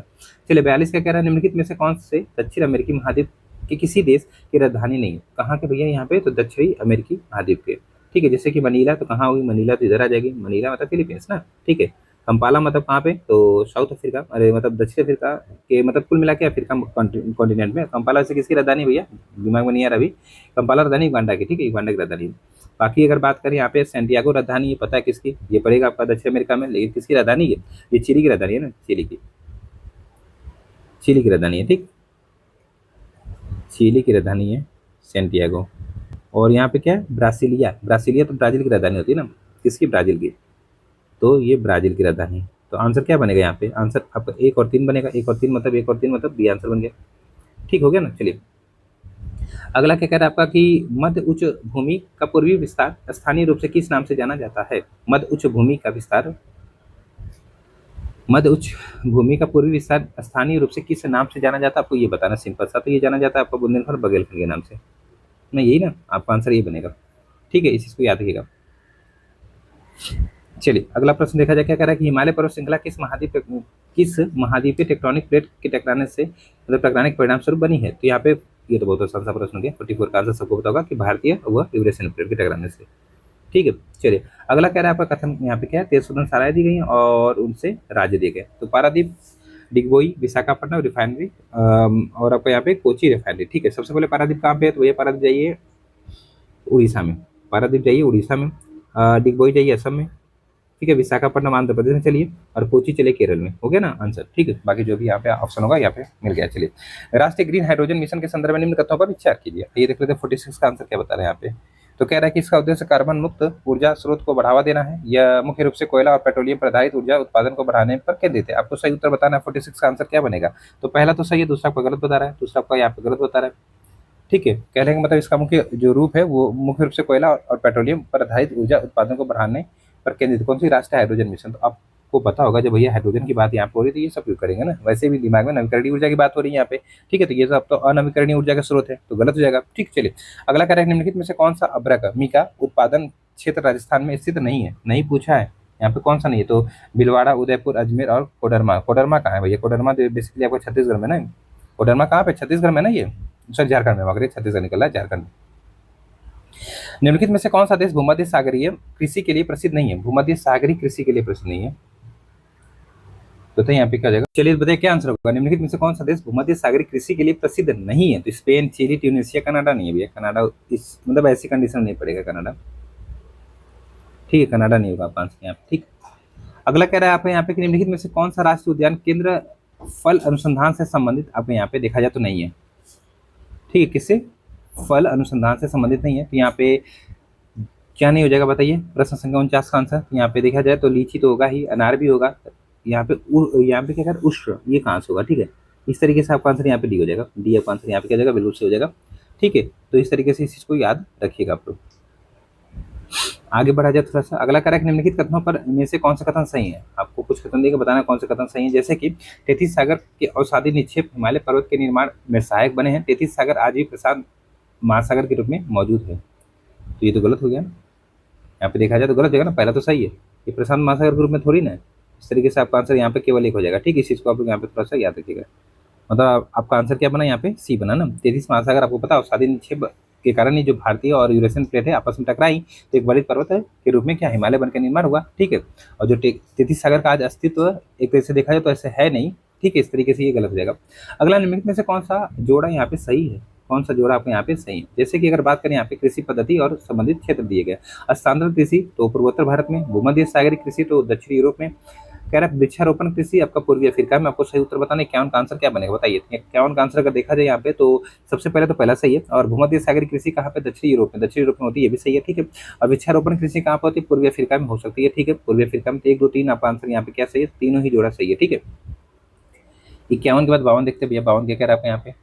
निम्नलिखित में से कौन से क्षेत्र संयुक्त राज्य अमेरिका यूएसए का हिस्सा है? जैसे गुआम, प्यूर्टो फॉकलैंड द्वीप और हवाई। तो इनमें से हवाई तो सबको पता है कि किसका है, तो यूएसए का हिस्सा है। और बताइए, और जल्दी से सोचिए फिर बताइए। तो 4 होना चाहिए। तो 4 आपका एक ऑप्शन कम से कम नहीं, आप कम से कम 3 ऑप्शन आ गए। फिर इसके बाद अगर देखा जाए फॉकलैंड भी होना चाहिए कि नहीं होना चाहिए? फॉकलैंड ही तो नहीं होना चाहिए। ठीक, इस तरीके से ये गलत हो जाएगा। ठीक है, ये गलत हो जाएगा। फॉकलैंड किसका हिस्सा है बता सकते हैं आप लोग? यहाँ पे जो फॉकलैंड है ये यूके के हिस्से में आता है ना, ये आपके यूके के हिस्से में, मतलब यूके का अधिकार इस पे। बाकी गुआम है आपका, प्यूर्टो भी है, हवाई भी है। तो एक तरह से 1 2 4 आपका आंसर यहाँ पे जाएगा, तो बिल्कुल सही जाएगा। अगला कह रहा है कि महासागरीय धाराओं के संदर्भ में निम्न में से कौन सा कथन सही है? जैसे गल्फ स्ट्रीम उत्तरी अटलांटिक महासागर की एक गर्म धारा है। हम्बोल्ट धारा दक्षिण अमेरिकी के पश्चिमी तट के पास इससे ठंडी आपकी क्या है? तो धारा है। बताइए यहाँ पे आंसर क्या जाएगा? तो इस तरीके से अगर देखा जाए, इस तरीके से मैं बना लेता हूँ, फिर आप समझ जाएंगे। ठीक है। तो यहाँ पे क्या कह रहा है कि गल्फ स्ट्रीम जो उत्तरी अटलांटिक जो महासागर है उसकी एक गर्म धारा है। ठीक है। हम्बोल्ट तो यहाँ पे चलती है, ये रही हम्बोल्ट, ये रही हम्बोल्ट। तो हम्बोल्ट क्या कह रहा है कि हम्बोल्ट धारा जो दक्षिण अमेरिका के पश्चिम तट के पास स्थित एक ठंडी धारा है। 53 का आंसर आपके यहाँ पे क्या हो जाएगा? तो दोनों सही है, पहला भी सही आ रहा होगा, दूसरा भी सही है। मतलब आपका आंसर यहाँ पे क्या बनेगा? डी बनेगा। डी आपका आंसर बनेगा। ठीक है। चलिए अगला क्या कह रहा है कि नीचे दिए गए शहरों में से कौन उनसे संबंधित देश की राजधानी यहाँ पे देखा जाए तो नहीं है? जैसे जेनेवा की राजधानी आपका स्विट्जरलैंड, गलत है भैया। जेनेवा की राजधानी कहाँ पे? जेनेवा की राजधानी कहाँ पे बताइए आप लोग? यहाँ पे स्विट्जरलैंड राजधानी तो नहीं है जेनेवा की, मतलब जेनेवा स्विट्जरलैंड की राजधानी नहीं है, बल्कि इसकी राजधानी कहाँ? बर्न है ना, बर्न होती है। ठीक है। इस तरीके से आपको यहाँ पे बर्न कर लीजिएगा, ये वाला लिखा जाता है। ये राजधानी होती है, तो यही आंसर बन जाएगा आपका ए वाला। ठीक, बाकी सब सही है। हेलेंस्की फिनलैंड की राजधानी यही, काबुल अफगानिस्तान की राजधानी यही, बर्न यहाँ पे स्विट्जरलैंड की राजधानी। क्या पूछने का मतलब है इसका, बताइए, जब यहाँ पे राजधानी दे ही दिया। चलिए, निम्नलिखित में से आपको बताना कौन सा कथन सही है, कौन से कथन आपके यहाँ पे सही है। यहाँ पे कह रहा है कि माया जनजाति मुख्य रूप से मध्य अमेरिकी व मैक्सिको, ग्वाटेमाला व होंडुरास में निवास करती है। माया जनजाति यूरोप की एक आदिवासी जनजाति है। चलिए बताइए, यहाँ पे आंसर क्या जाएगा 55 का। सबसे पहले माया जनजाति कहाँ पाई जाती है, तो माया जनजाति जो है ना, ये बेसिकली जो आपका लैटिन अमेरिका में, बेसिकली जो कौन सा अमेरिका, मध्य अमेरिका वाला था, वहाँ पे मैक्सिको, ग्वाटेमाला, होंडुरास में पाई जाती है। ये बात तो सही है, ये बात बिल्कुल सही है। माया जनजाति यूरोप की एक आदिवासी जनजाति, यूरोप कहाँ, ये कहाँ, बताइए। ऐसे ही पकड़ में आ गया जब यहाँ पे, तो गलत हो जाएगा ना ये दूसरा आपका। इस तरीके से आंसर आपका केवल एक हो जाएगा। सूची को सूची 200 से मिलकर ना, पर्वत शिखर आपके स्थान दिए गए, पर्वत शिखर है और भैया आपके स्थान। आइए मिला लेते हैं K2। तो K2 आपका हो जाएगा कहाँ पे, काराकोरम पर्वत श्रृंखला। ठीक है, काराकोरम पे है। कंचनजंगा कहाँ पे हो जाएगा, सिक्किम और नेपाल की सीमा पे है। ठीक है, और माउंट एवरेस्ट कहाँ पे हो जाएगा, तो नेपाल चीन की सीमा पे ये। ठीक है, और अगर मैं बात करूँ यहाँ पे नंदा देवी, तो उत्तराखंड में हो जाएगा। यही हुआ ना, यही आपका आंसर यहाँ पे बनना चाहिए। ठीक है, तो इस तरीके से अगर देखा जाए तो क्या यहाँ पे आंसर क्या हो जाएगा, बताइए। आंसर आपको यहाँ पे ए हो जाएगा इस हिसाब से। ठीक है, चलिए अगला प्रश्न क्या कह रहा है आपको यहाँ पे। अगला प्रश्न मतलब आपका देखा जाए यहाँ पे 57, लक्षद्वीप के संदर्भ में कुछ कथन दिए गए, आपको विचार कर बताना है कौन से कथन आपके सही है। जैसे कि लक्षद्वीप का सबसे बड़ा द्वीप मिनिकॉय है, और लक्षद्वीप वर्ष 1973 से पहले मतलब लाका द्वीप, मिनिकॉय और अमेनी द्वीप के नाम से जाना जाता था। आपको सही बताना। चलिए बताइए, तो 57 का आंसर क्या हो जाएगा। देखिए, लक्षद्वीप का सबसे बड़ा जो द्वीप है वो मिनिकॉय तो नहीं है, क्या नाम उसका, उसका नाम है आपका एंड्रॉयड, एंड्रॉयड नाम है ना। ठीक, ये हो जाएगा इस तरीके से। तो यहाँ पे ये तो गलत हो जाएगा, एंड्रॉयड नाम है इसका। और अगर मैं बात करूँ यहाँ पे, लक्षद्वीप का पहले नाम क्या था 1973 में, इसका नाम क्या था बताइए। लक्षद्वीप वर्ष 1973 से पहले लकाद्वीप, मिनी द्वीप के नाम से जाना जाता था। तो यहाँ पे देखा जाए, ये सही बात, 1973 से पहले इस नाम से जाना जाता था। अब इसे लक्षद्वीप से नाम से जाना जाता है 1973 के बाद। ठीक है, चलिए सही बताना नहीं यहाँ पे, हाँ सही है। चलिए, कथन कारण है यहाँ पे प्रश्न संख्या 58 में, भील जनजाति की सांस्कृतिक पहचान में घूमर नृत्य का विशेष महत्व है। ठीक है, घूमर नृत्य राजस्थान की अन्य समुदायों द्वारा भी किया जाता है, लेकिन यह मूलतः राजस्थानी भील जनजाति की परंपरा से जुड़ा हुआ है। तो प्रश्न संख्या जो आपका यहाँ पे अगला हो रहा है, इसका आंसर बताइए 58 का क्या बनेगा। तो कथन कारण दोनों से भी व्याख्या भी करा है, आप सबको पता ही होगा। ठीक है, चलिए अगला प्रश्न क्या कह रहा है आपको यहाँ पे। हाँ, निम्नलिखित कथनों पर विचार कीजिए। संगमरमर एक अवसादी चट्टान है, नहीं भैया गलत हो गया ना। मकराना संगमरमर का उपयोग ताजमहल के निर्माण में किया जाता है। आपको सही बताना, बताइए। तो संगमरमर एक अवसादी चट्टान है। 59 का आंसर क्या बनेगा। संगमरमर जो है कायंत्रिक चट्टान होती है, मेटामॉर्फिक रॉक होती है ना, इस तरीके से गलत हो जाएगा। ये आपका दूसरा तो सही है, तो केवल 2 आंसर लगाइएगा। मेटामॉर्फिक रॉक होती है, मतलब कायंत्रिक चट्टान होती है। अगला कह रहा सूची को सूची 200 से करना, कुछ घास के मैदान है और आप ये कह सकते हैं क्या, उनकी स्थिति है। जैसे प्रेरी, तो प्रेरी आपका आइए कहाँ पे, उत्तरी अमेरिका में आइए, उत्तरी अमेरिका में आइए। पंपास अर्जेंट पंप की जरूरत पड़ती है, तो अर्जेंटीना में आइए। ठीक है, अगर मैं बात करूँ यहाँ पे क्या है आपका स्टेपी, स्टेपी कहाँ पे आइए, तो रेसे वाले रीजन में आइए। ठीक है, अगर बात करें वेल्ड की, तो दक्षिण अफ्रीका के बॉलर क्रिकेट में बोल्ड बहुत करते हैं, तो वेल्ड दक्षिण अफ्रीका चले जाइए। इस तरीके से आपका आंसर जो भी बनेगा आप लोग बना लीजिएगा। अगला क्या कह रहा है आपको यहाँ पे आंसर देखा जब, कह रहा है कि प्रश्न संख्या 61, इक्सर कह रहा है कि प्रवर्तन प्रथम के संदर्भ में कथन दिए गए, आपको बताना इनमें से कौन से कथन आपके सही हैं। जैसे कि प्रवर्तन प्रथम वाकाटक वंश का एकमात्र शासक था जिसने सम्राट की उपाधि धारण की और 4 अश्वमेध यज्ञ किए। प्रवर्तन प्रथम के शासनकाल में वाकाटक साम्राज्य का विस्तार संपूर्ण मध्य प्रदेश, बरार, मालवा, उत्तरी जो महाराष्ट्र है, उत्तरी हैदराबाद तथा दक्षिणी कौशल अर्थात छत्तीसगढ़ तक फैला हुआ था। चलिए बताइए 61 का आंसर क्या हो जाएगा। तो यहाँ पे देखा जाए दोनों ही कथन बिल्कुल आपका सही बता रहा है। इस तरीके से आंसर आपका यहाँ पे क्या हो जाएगा, तो आपका आंसर यहाँ पे ये हो जाएगा। ठीक है, चलिए अगला प्रश्न क्या कह रहा है 62, कथन कारण है स्वामी सज्जनानंद सरस्वती बिहार प्रांतीय किसान सभा के संस्थापक थे और 1936 में लखनऊ अखिल भारतीय किसान कांग्रेस की स्थापना की गई, जिसे बाद में अखिल भारतीय किसान जो सभा है के रूप में कहा गया। ठीक है, कारण कह रहा खुदाई खिदमतगार संगठन जिसे लाल कुर्ती भी कहा जाता है कि ये स्थापना खान अब्दुल गफ्फार खान ने की थी और इस संगठन ने सविनय अवज्ञा आंदोलन में महत्वपूर्ण भूमिका निभाई थी। चलिए बताइए प्रश्न संख्या जो आपका यहाँ पे अगला बन रहा है, इसका आंसर क्या जाएगा। 62वां प्रश्न ही है कथन कारण वाला, इसका आंसर क्या हो जाएगा बताइए आपको यहाँ पे। तो यहाँ पे देखा जाए, देखिए कथन कारण तो दोनों सही है, लेकिन दोनों चीजें व्याख्या नहीं कर पा रही, दोनों स्टेटमेंट अलग अलग है ना, मतलब कथन अलग है कारण अलग है, तो यहाँ पे आंसर सी बनेगा। ठीक है, सी आंसर आपको यहाँ पे बन जाएगा। अगला क्या, निम्नलिखित में से कौन से शहर वर्तमान उत्तर प्रदेश में स्थित, आपके यहाँ पे देखा जाए तो नहीं है, तो कौन सा शहर नहीं है, तो दैमाबाद है, हुलास है, मांडी और आपका आलमगीर है। तो आलमगीरपुर ये आपका मेरठ में है, ये आपका मेरठ में है। हुलास आपका सहारनपुर में है, कहाँ पे, सहारनपुर में है। ठीक है, यहाँ पे मांडी की बात करते हैं, अभी तो सहारनपुर के आसपास ही है, सहारनपुर में ये भी मान लीजिए सहारनपुर में। अगर मैं बात करूँ दैमाबाद, दैमाबाद तो ये नहीं है, ये तो आपका पड़ेगा दैमाबाद कहाँ पे, ये महाराष्ट्र में है ना दैमाबाद, जो दैमाबाद है ये आपका महाराष्ट्र में पड़ेगा। ठीक है, ये आपका महाराष्ट्र में है। ठीक है, तो इस तरीके से आंसर क्या बना आपका, आंसर 3, 2, 4 बना, कहीं पे दिया है कौन सा नहीं पूछा है ना, कौन सा नहीं है, तो केवल आपका एक नहीं है, केवल एक नहीं है, तो इस तरीके से आपका आंसर यहाँ पे क्या हो जाएगा, तो ए हो जाएगा। ठीक है, 63 का आंसर ए हो जाएगा। चलिए 64 देख लेते हैं। 64 क्या कह रहा है आपको यहाँ पे, 64 का कह रहा है कि सूर्यसेन मास्टरदा के संदर्भ में कुछ कथन दिए गए हैं, आपको बताना है इनमें से कि कौन से कथन के बारे में सत्य। जैसे सूर्यसेन ने चटगांव शस्त्रागार धावे का आयोजन किया और वे मास्टरदा के नाम से प्रसिद्ध थे। सूर्यसेन ने बंगाल में इंडियन रिपब्लिक आर्मी की स्थापना की, जिसके अंतर्गत कई क्रांतिकारी शामिल थे। तो 1930 की घटना है पूरी है। ठीक है, 18 अप्रैल 1930 को पूरा चटगांव शस्त्रागार पे धावे मारता है, मतलब धावा मारते हैं ये। तो इस तरीके से यहाँ पे देखा जाए आंसर दोनों सही होंगे ना, दोनों सही। आप सही बता भी रहे, यहाँ पे ये भी सही है, ये भी सही है, तो दोनों सही, मतलब आंसर आपको यहाँ पे हो जाएगा ये। ठीक है, चलिए आगे चला जाए, थोड़ा सा अगला प्रश्न देख लेते हैं। कह रहा वेगी आंध्र प्रदेश के पूर्वी चालुक्य शासकों का सही कालक्रम क्या हो जाएगा। तो 65 का आंसर क्या है बताइए, 65 का आंसर यहाँ पे क्या हो जाएगा। तो जय सिंह प्रथम, फिर आपका विष्णुवर्धन, 1 2 3 4 है, इसी तरीके से आप लोग सुमेल कर लीजिएगा। ठीक, अगला कह रहा है मुद्रा राक्षस नाटक के संदर्भ में निम्न तथ्यों पर विचार कीजिए। आइए देख लेते हैं यहाँ पे 66 का आंसर क्या बनेगा। 66 का आंसर यहाँ पे क्या बन रहा है, ये कह रहा है कि यह नाटक चंद्रगुप्त मौर्य के शासनकाल की घटनाओं पर आधारित है और इसमें चाणक्य की कूटनीति का वर्णन किया गया है। मुद्रा राक्षस नाटक में संस्कृत साहित्य की पारंपरिक विशेषताओं जैसे कि नायक, प्रेम कथा और विदूषक का प्रमुखता से वर्णन किया गया है। आपको सही बताना है, बताइए क्या सही बनेगा। मुद्रा राक्षस जो है, दरअसल मुद्रा राक्षस की अगर मैं बात करूँ तो यहाँ पे देखा जाए तो ये जो एक तरह से देखा जाए विशाख दत्त है ना, विशाख दत्त के द्वारा लिखी गई है ना मुद्रा राक्षस। तो यहाँ पे पहला स्टेटमेंट तो सही लग रहा है, दूसरा देखा जाए दूसरा गलत है। दूसरा आपको यहाँ पे क्या है तो गलत है। दरअसल यह पूरी तरह से राजनीति, षड्यंत्र, कूटनीति व ऐतिहासिक घटनाओं पर केंद्रित है, ना कि ये सांस्कृतिक साहित्य वगैरह पे। ठीक है, इस तरीके से केवल एक आपका आंसर बनेगा। ठीक, चलिए कह रहा है रामानंद के संदर्भ में कुछ कथन दिए गए, आपको बताने में से कौन सा कथन सही है, आइए देख लेते हैं। कह रहा है कि रामानंद उत्तर भारत में भक्ति आंदोलन के प्रथम प्रवर्तक थे, जिन्होंने भक्ति को मोक्ष का एकमात्र साधन माना है। रामानंद ने अपने भक्ति संदेश का प्रचार संस्कृत भाषा में किया और वे निर्गुण भक्ति के समर्थक थे। ठीक है, बताइए 67 का आंसर क्या जाएगा। तो यहाँ पे देखिए पहला तो सही है, पहला तो आपको यहाँ पे सही है।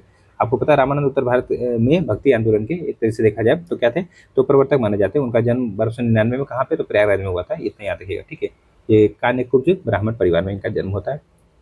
ठीक है, अब अगर यहाँ पे देखा जाए रामानंद अपने भक्ति संदेश का प्रचार संस्कृत भाषा में किया और निर्गुण भक्ति के समर्थक थे, इनके बारे में थोड़ा सा देखते हैं। तो उन्होंने भक्ति प्रचार संस्कृत भाषा के बजाय किस भाषा में, हिंदी भाषा में किया था ना, हिंदी भाषा में। ठीक है, तो इस तरीके से यहाँ पे देखा जाए तो हिंदी भाषा में उन्होंने किया था, हिंदी भाषा में किया था। ठीक है, तो इस तरीके से आपका आंसर यहाँ पे क्या हो जाएगा, तो ये गलत हो जाएगा, केवल एक आंसर बनेगा, केवल एक, मतलब आपका आंसर यहाँ पे सी हो गया। ठीक, अगला प्रश्न कह रहा है चौरी चौरा कांड के संबंध में निम्न कथनों में से कौन सा कथन असत्य है। असत्य बताना है, जैसे कि अगर देखा जाए प्रश्न संख्या जो आपका यहाँ पे 68 है, इसकी बात करें। ठीक है, 68 की अगर मैं बात करूँ यहाँ पे क्या कह रहा है, तो महात्मा गांधी ने चौरी चौरा कांड के कारण असहयोग आंदोलन को समाप्त करने का निर्णय लिया, सही है। ठीक है, ये आपका सही है। ठीक है, अगला है कि यहाँ पे 12 फरवरी 1922 को बारदोली में कांग्रेस की बैठक में आंदोलन को स्थगित करने का घोषणा की गई थी, सही है। महात्मा गांधी ने यंग इंडिया में आंदोलन जारी रखने की अपील की थी, नहीं, गलत बात, यही तो गलत हो गया आंसर सी वाला। ठीक है, तो इस तरीके से याद रखिए। अगला क्या कह रहा है आपका, रॉलेट एक्ट के संदर्भ में कुछ कथन दिए गए, उन पर विचार कर क्या बताना, हमें यहाँ पे देखा था, थोड़ा सा विचार कर यहाँ पे बताना कि कौन से सही है। ठीक है, कौन से आपके सही है। प्रश्न संख्या आपका किसके लिए, तो 69 के लिए। ठीक है, ठीक है, 69 के लिए। चलिए यहाँ पे देखते कह रहा है कि रॉलेट एक्ट अधिनियम सेडिशन कमेटी की सिफारिश पर आधारित था, जिसका उद्देश्य था भारत में क्रांतिकारी गतिविधियों को दबाना। बिल्कुल था भैया, ये तो स्टेटमेंट बिल्कुल सही है यहाँ पे।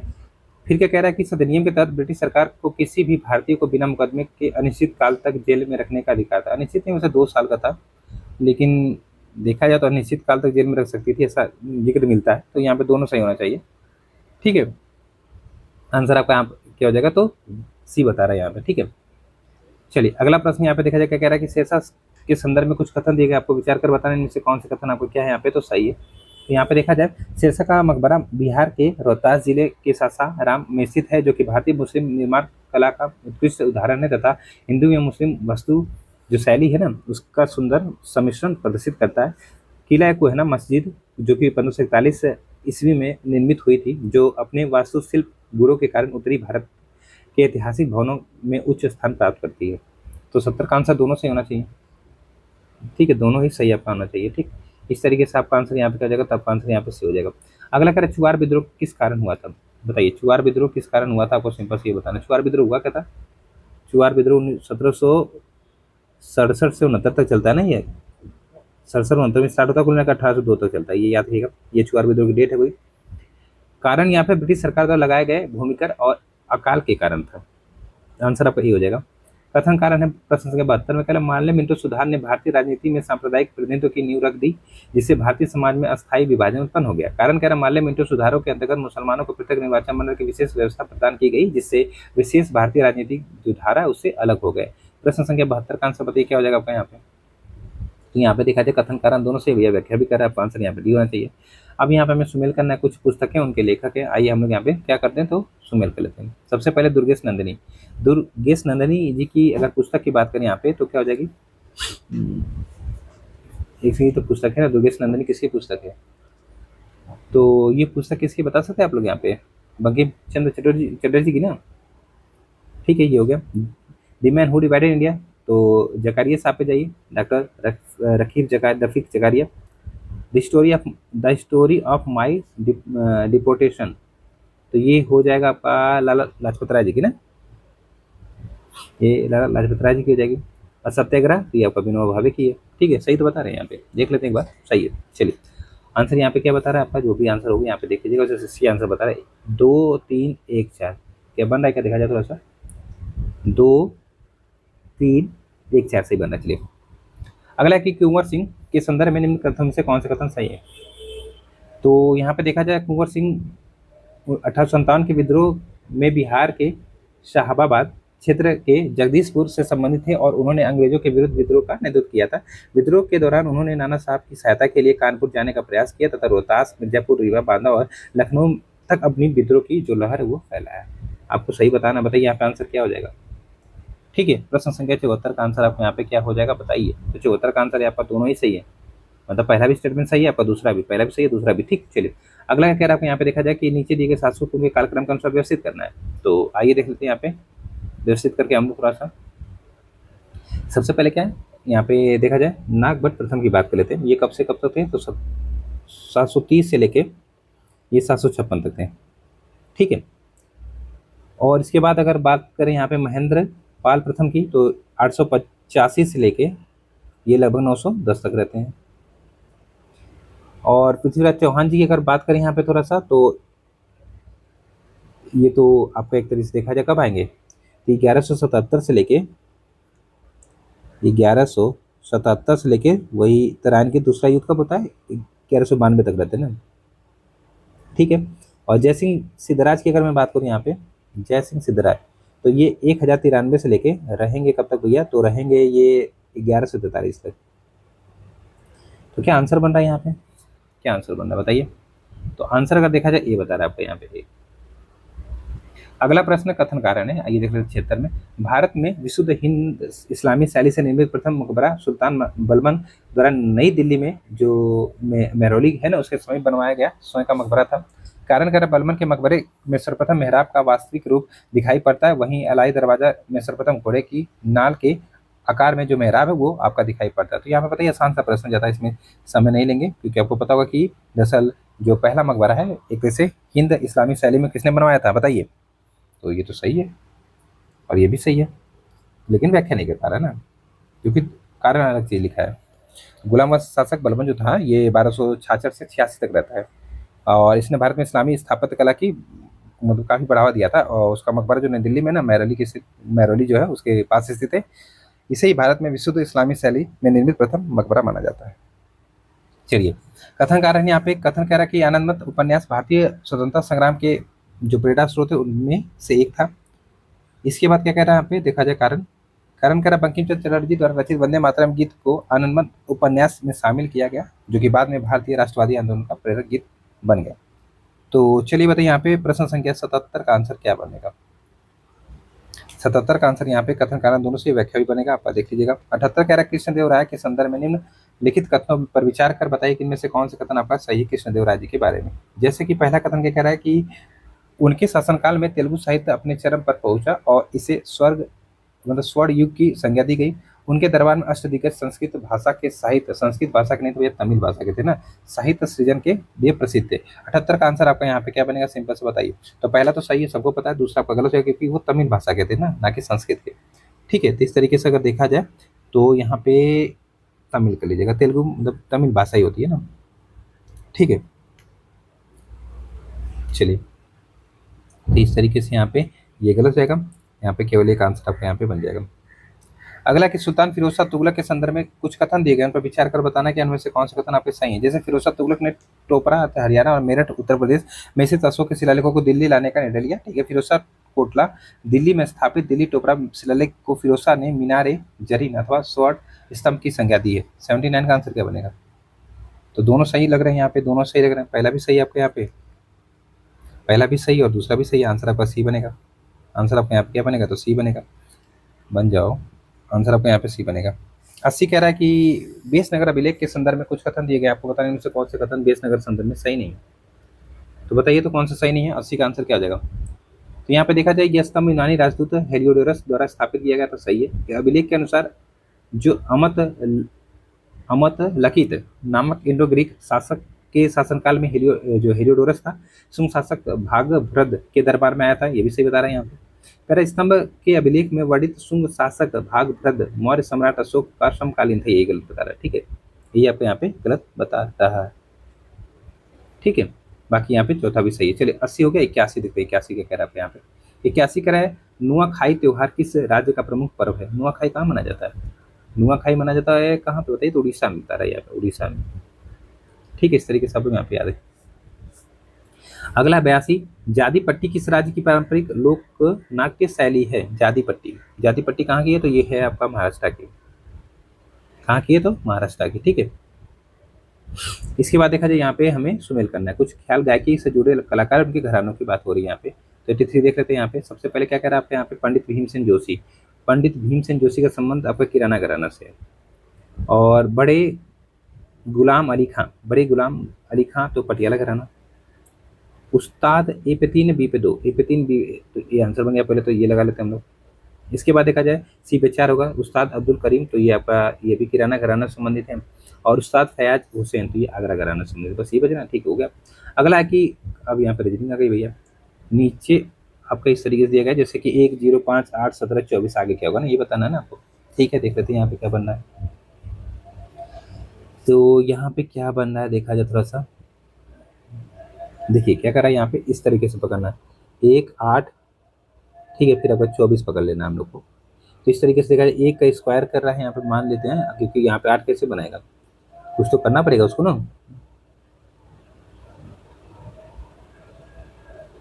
कुछ तो करना पड़ेगा यहाँ पे, देख लेते हैं थोड़ा सा, फिर चीज़ों को समझते हैं। 1, 5 इस तरीके से ना, 1, 5, फिर 17, फिर इस तरीके से। तो यहाँ पे क्या बनेगा बताइए आप लोग यहाँ पे जल्दी से।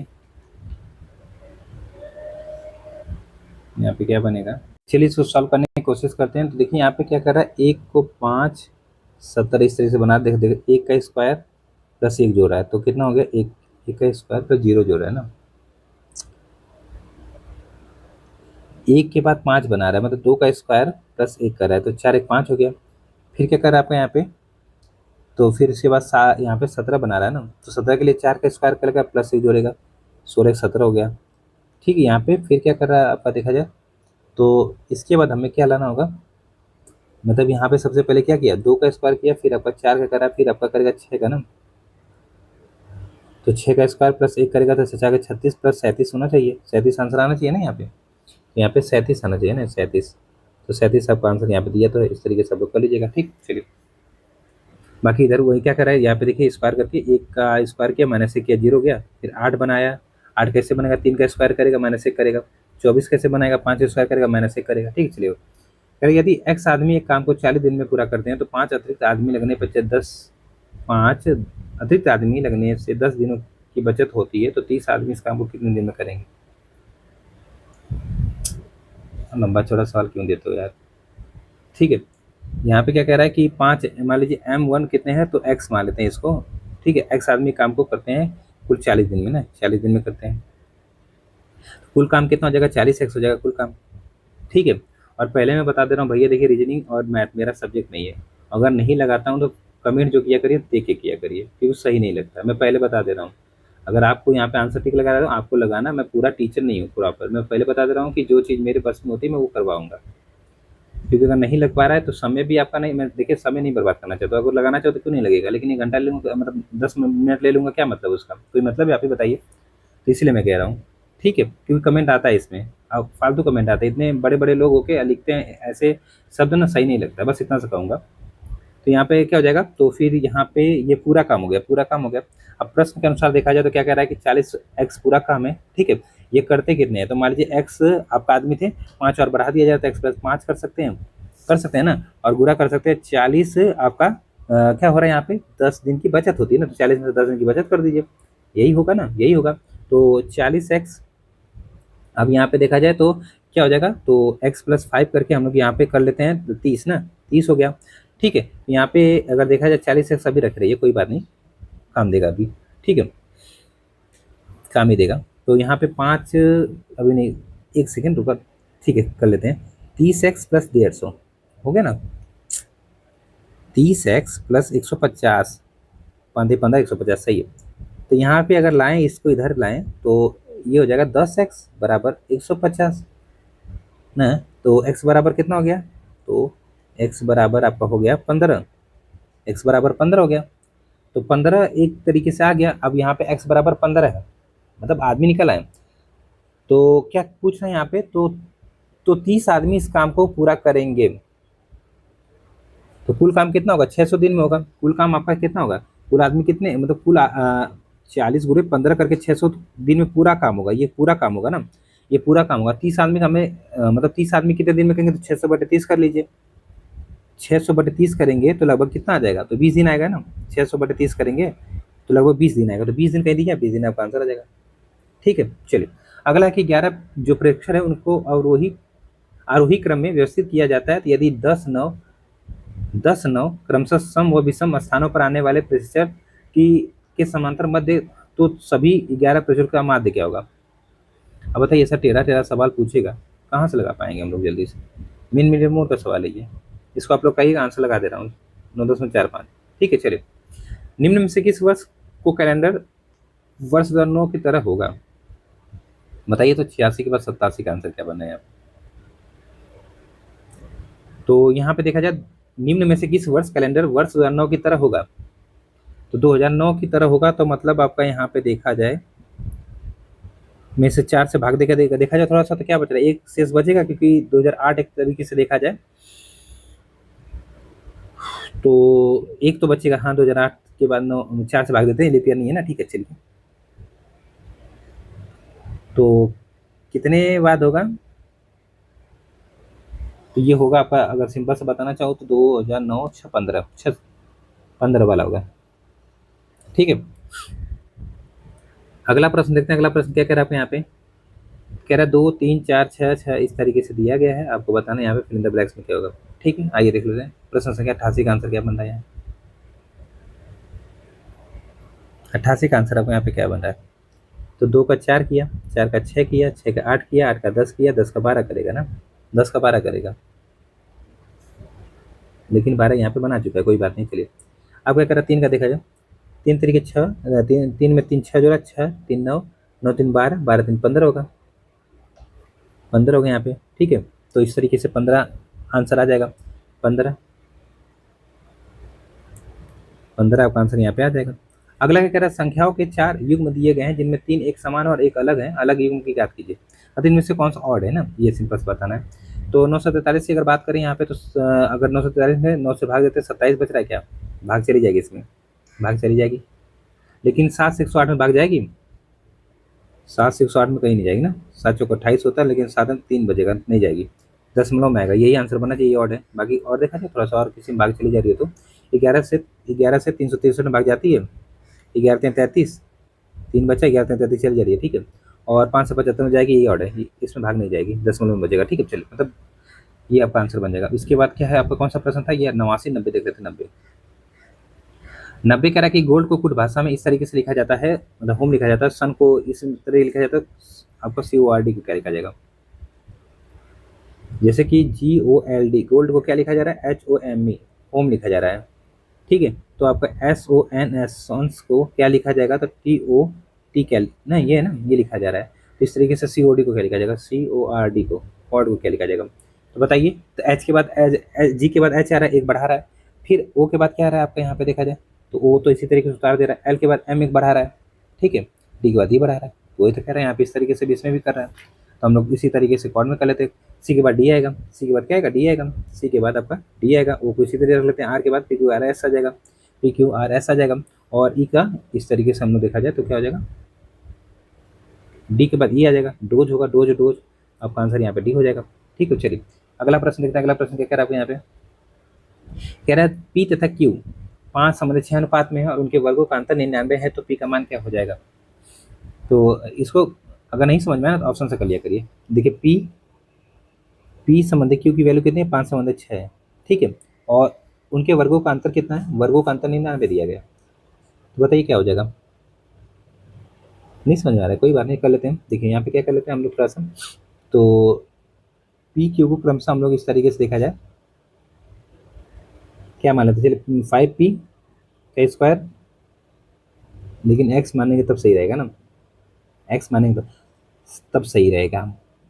एक सेकंड रुकिए, कर लेता हूँ इसको भी हम लोग, तो 5x² ठीक है, इनके अंतर ना 6x² माइनस 5x², ये पूरे का स्क्वायर है ना, ठीक है, यहाँ पे कितना 99 है, तो ये लगभग कितना आ जाएगा यहाँ पे 36x² माइनस 25x² बराबर 99 है, ठीक है। इस तरीके से 11x² अंतर आएगा यहाँ पे बराबर 99 है, x² बराबर 9 हो जाएगा, x बराबर 3 आ जाएगा, ठीक है, x बराबर 3 आ जाएगा ना।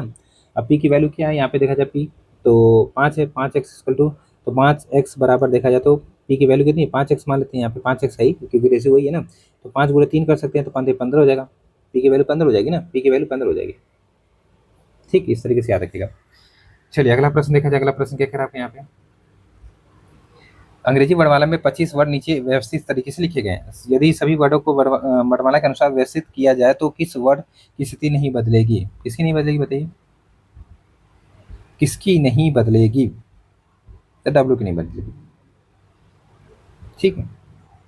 यदि 131x प्लस 217y बराबर इतना दिया गया और 217x प्लस 131y बराबर इतना दिया गया, तो एक्स वाई की वैल्यू क्रम से क्या हो जाएगी, ये तो सॉल्व कर लीजिएगा आप लोग, ठीक है, समय लगेगा ना तो कर देते, वैसे भी चलिए क्या किया जाए, ऑप्शन के हिसाब से किया जाए, मान लेते हैं ऑप्शन के हिसाब से, अगर एक्स को 5 मान लेते हैं और 7 मान लेते हैं हम लोग किसको, तो वाई को मान लें, चलिए मान लेते हैं, तो गुणा करिए तो ये आ जाएगा 131, इतना सिंपल सा ऑप्शन से कर लीजिएगा, 3 संबंध 2, 3 और 2 हो जाएगा, आंसर इसका दे रहा है, करके देख लीजिएगा आंसर आ जाएगा, ठीक है, चलिए बहुत बड़ी चीज़ नहीं है इसमें। अगला प्रश्न क्या कह रहा है आपका 94, यदि आई को 18, एम को 26 और कम को 72 लिखा है तो गो को क्या लिखेगा। आई को 18 लिख रहा है ना, आई को 18 लिख रहा है, तो ईजोटी के हिसाब से आई की वैल्यू कितनी हो जाएगी, ये रटा होना चाहिए, ई की वैल्यू होगी आपको यहाँ पे देखा जाए तो EFGHIJ मतलब 9 होगी, तो 9 बुरे 2 करा के 18 बना दे रहा है, ठीक है, क्योंकि आई की वैल्यू 9 होगी, दुना ही करेगा तो 18 बना रहा है यहाँ पे, ठीक है, तो समझ में आ गया। चलिए एम की वैल्यू कितनी थी, एम की वैल्यू 13 होती है, सबको पता है, 13 दुना के 26 हो रहा है, चलिए पूरा खेला ही समझ में आ गया। इस तरीके से ये पूरा जोड़ के 2 का गुणा कर दिया होगा, ठीक है, यही किया होगा ना, 2 को मल्टीप्लाई कर दिया होगा। अब GO को लिखा है यहाँ पे देखा जाए थोड़ा सा, जी की वैल्यू कितनी होती है, जी की वैल्यू अगर देखा जाए यहाँ पे तो ये जोटी के हिसाब से आपका यहाँ पे जी की वैल्यू EFG, ठीक है, तो मतलब 7 होगी, 7 दुना का 14 करिए, 14 करिए प्लस करिए कि यहाँ पे क्या दे रहा है ओ की वैल्यू यहाँ पे 15 दुना के 30 करिए, 15 दुना के 30 करिए बराबर 44 हो गया, 44 आंसर दे रहा है आपका, 44 आंसर दे रहा है, ठीक है, तो 44 आपका आंसर यहाँ पे हो जाएगा, इस तरीके से कर सकते थे आप लोग, ठीक है। चलिए अगला प्रश्न देखा जाए क्या कह रहा है यहाँ पे कि राजन सचिन का भाई, राजन जो है यहाँ पे राजन को आर्ट्स लिखते हैं, ये भाई है किसका, सचिन से, ठीक है, सचिन का भाई है, और मानक राजन सचिन का भाई है और मानक राजन का पिता है, मानक जो है भैया, मानक पिता है तो ऊपर चलिए, मानक जी, मानक जी आप ऊपर चलिए, ठीक है, पिता हो गए, मानक जो है राजन सचिन का भाई है और मानक राजन का पिता है, ठीक है, यहाँ पे क्या है, ठीक है, यहाँ पे देखते हैं मानक है, ये मानक जी ऊपर चलिए, ठीक है, पिता है, तो जगत जो है ये प्रिया का भाई है, जगत प्रिया का भाई है, अब यहाँ पे प्रिया कहीं से आ गई, प्रिया का भाई जगत है, यहाँ पे जगत को जिस लिख देते हैं, का भाई है, और प्रिया सचिन की पुत्री है, प्रिया जो ये सचिन की पुत्री है, ठीक है, पुत्री हो गई, मान लेते हैं सचिन की पुत्री ऊपर देना चाहिए लेकिन समझ लीजिए सचिन की पुत्री है, अरे पुत्री तो नीचे आएगी, सही तो है, तो जगत का चाचा कौन है? तो जगत का चाचा भैया ये दोनों भाई बहन हो गए, ये इसके पापा हो गए, ये इसका भाई मतलब चाचा हो गया कौन? आर आर आर मतलब आपका राजन। ठीक है, राजन हो गया ना आपका, राजन यहाँ पे 95 का ये आंसर हो जाएगा। 95 का आंसर आपको यहाँ पे ये हो जाएगा। ठीक है, चलिए 96 का कह रहा है एक वृत्त चतुर्भुज एबीसीडी सभी चारों भुजाओं स्पर्श करता है। एक तरीके से आपका सिंपल से ये करिए, क्या है, एक आपका यहाँ पे चतुर्भुज है, अब एक गोला है, एक गोला इस तरीके से यहाँ पे ये चारों भुजाओं को इस तरीके से टच करा है। ये गोला तो नहीं बन पा रहा है लेकिन बना लीजिए गोला, इसको छोटा सा करना पड़ेगा गोला बनाने के लिए ना, तभी ये टच करेगा इस तरीके से। समझने के लिए बता दीजिए, समझ लीजिए, पहले गोला बना देते हैं फिर इस तरीके से टच करा के हम लोग बना देते हैं। ठीक, चलिए मान लीजिए, जूम कर लीजिए, चलिए बन गया। आप क्या कह रहे हैं यहाँ पे? तो कह रहा है कि जो इसकी भुजाएं दी गई हैं, ए बी सी डी चार भुजाएं हैं क्रमशः, जिसकी भुजाएं ए बी बराबर क्या है, ए बी सी और डी है। ए बी बराबर कितना है, 8 है, सी डी बराबर आपका कितना है, तो 9 है, और बी सी बराबर 7 है, और ए डी की लंबाई ज्ञात करना है। ए डी की लंबाई आपको यहाँ पे ज्ञात करना है। तो कुछ मिलकर ये जो है सबको जोड़ के, सबको मतलब दोनों अब आमने सामने की भुजा समान होती है ना, ये और ये समान होगी, तो जोड़ दीजिएगा। जैसे कि अगर बात करें 8 + 9 = एक्स बराबर 7 होना चाहिए, दोनों बराबर होनी चाहिए, 8 9 17 हो जाएगा, और ये आपका हो जाएगा एक्स बराबर यहाँ पे 8 9 17 हो जाएगा, ये एक्स + 7 हो जाएगा, एक्स बराबर कितना हो जाएगा, 10 हो जाएगा, माइनस होगा ना इधर आगे, तो 10 आंसर कहीं दिया, 10 आंसर दिया, क्योंकि ये क्या है, चतुर्भुज, चतुर्भुज आमने सामने की भुजा समान होती है, सिंपल सा समझिएगा। निम्नलिखित संख्याओं को अनुपस्थित संख्या ज्ञात कीजिए। 2 4 इस तरीके से बढ़ाया जा रहा है। ठीक है, देख लेते हैं थोड़ा सा। 2 को 4 किया, ठीक है, 2 को 4 किया, फिर क्या किया भैया, यहाँ पे 2 को 4 बनाया, फिर यहाँ पे क्वेश्चन मार्क दिखा है ना, कोई बात नहीं, यहाँ पे 3 पे 4 बनाया, 7 हो गया।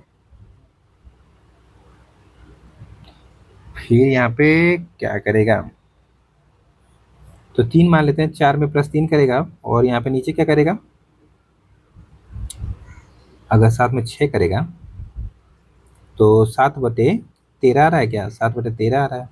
ठीक है, अगर मान लेते हैं यहाँ पे 7/13, 7/13 का आंसर पकड़ लिया जाए यहाँ पे, तो क्या किया, ऊपर 2 के बाद 4, यहाँ पे तो 2 जोड़ा, फिर यहाँ पे 4 जोड़ा। ठीक है, अब 7 में क्या जोड़ा, नहीं नहीं, यहाँ पे 3 जोड़ा ना, 3 जोड़ा, फिर 4 जोड़ा, फिर 5 जोड़ा, सही तो आगे आ तो गया आपका, यही आंसर बनेगा। ठीक है, यही आंसर बनेगा 7/13। ठीक है, चलिए 97 98 आपका आ गया, यहाँ पे 98 से देखते हैं। कह रहा है कि कथन कारण है, कह रहा है कि भारत के संविधान में मूल कर्तव्यों को 42वें संविधान संशोधन द्वारा जोड़ा गया। कारण कह रहा है मूल कर्तव्यों को नागरिकों पर कानूनी रूप से बाध्यकारी बनाया गया है। बाध्यकारी कहाँ भैया, ठीक है, तो ये तो सही है, परंतु कारण आपके यहाँ पे क्या है, गलत है। अगला कह रहा है यहाँ पे सूची को सूची 2 में करना, कुछ संवैधानिक प्रावधान है, उनके आर्टिकल दिए गए यहाँ पे, उनके क्या दिए गए, तो आपके आर्टिकल दिए गए। बताइए यहाँ पे क्या हो जाएगा, प्रश्न संख्या आपका यहाँ पे 99 का आंसर। चलिए बताइए, तो 99 का आंसर क्या हो जाएगा। तो यहाँ पे सिंपल सा देखा जाए तो निर्वाचन आयोग 324 में है, और राज्यपाल की नियुक्ति 155 में होगी। ठीक है, और राष्ट्रपति पर महाभियोग 61 के तहत चलेगा।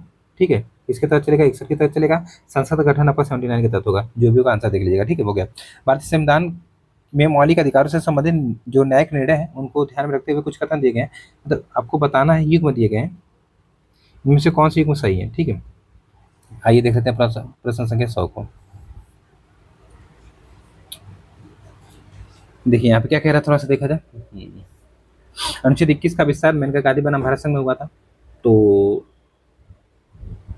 कौन से यहाँ पे बताना है कि इनको विचार करते ही बताइए कि कौन से सही सही है। ठीक है, अनुच्छेद 21 का विस्तार मेनका गांधी बनाम भारत संघ में हुआ था। अनुच्छेद 14 और न्यायिक समीक्षा मिनर्वा मिश्र बनाम भारत संघ में हुआ था। राइट टू प्राइवेसी, गोपनीयता का अधिकार, के.एस. पुट्टस्वामी बनाम भारत संघ में आया था। बुनियादी संविधान जो सिद्धांत है गोलकनाथ बनाम राज्य में आया था। ठीक है, चलिए बताइए यहाँ पे आंसर क्या जाएगा। प्रश्न संख्या 100 का आंसर आपके यहाँ पे क्या बनेगा, जल्दी से बताइए आपको। तो सबसे पहले अगर देखा जाए यहाँ पे, तो पहला तो सही है, जो आपका आर्टिकल 21 संबंधित यहाँ पे देखा जाए, कुल विस्तार आपका मेनका गांधीवाद से आया था।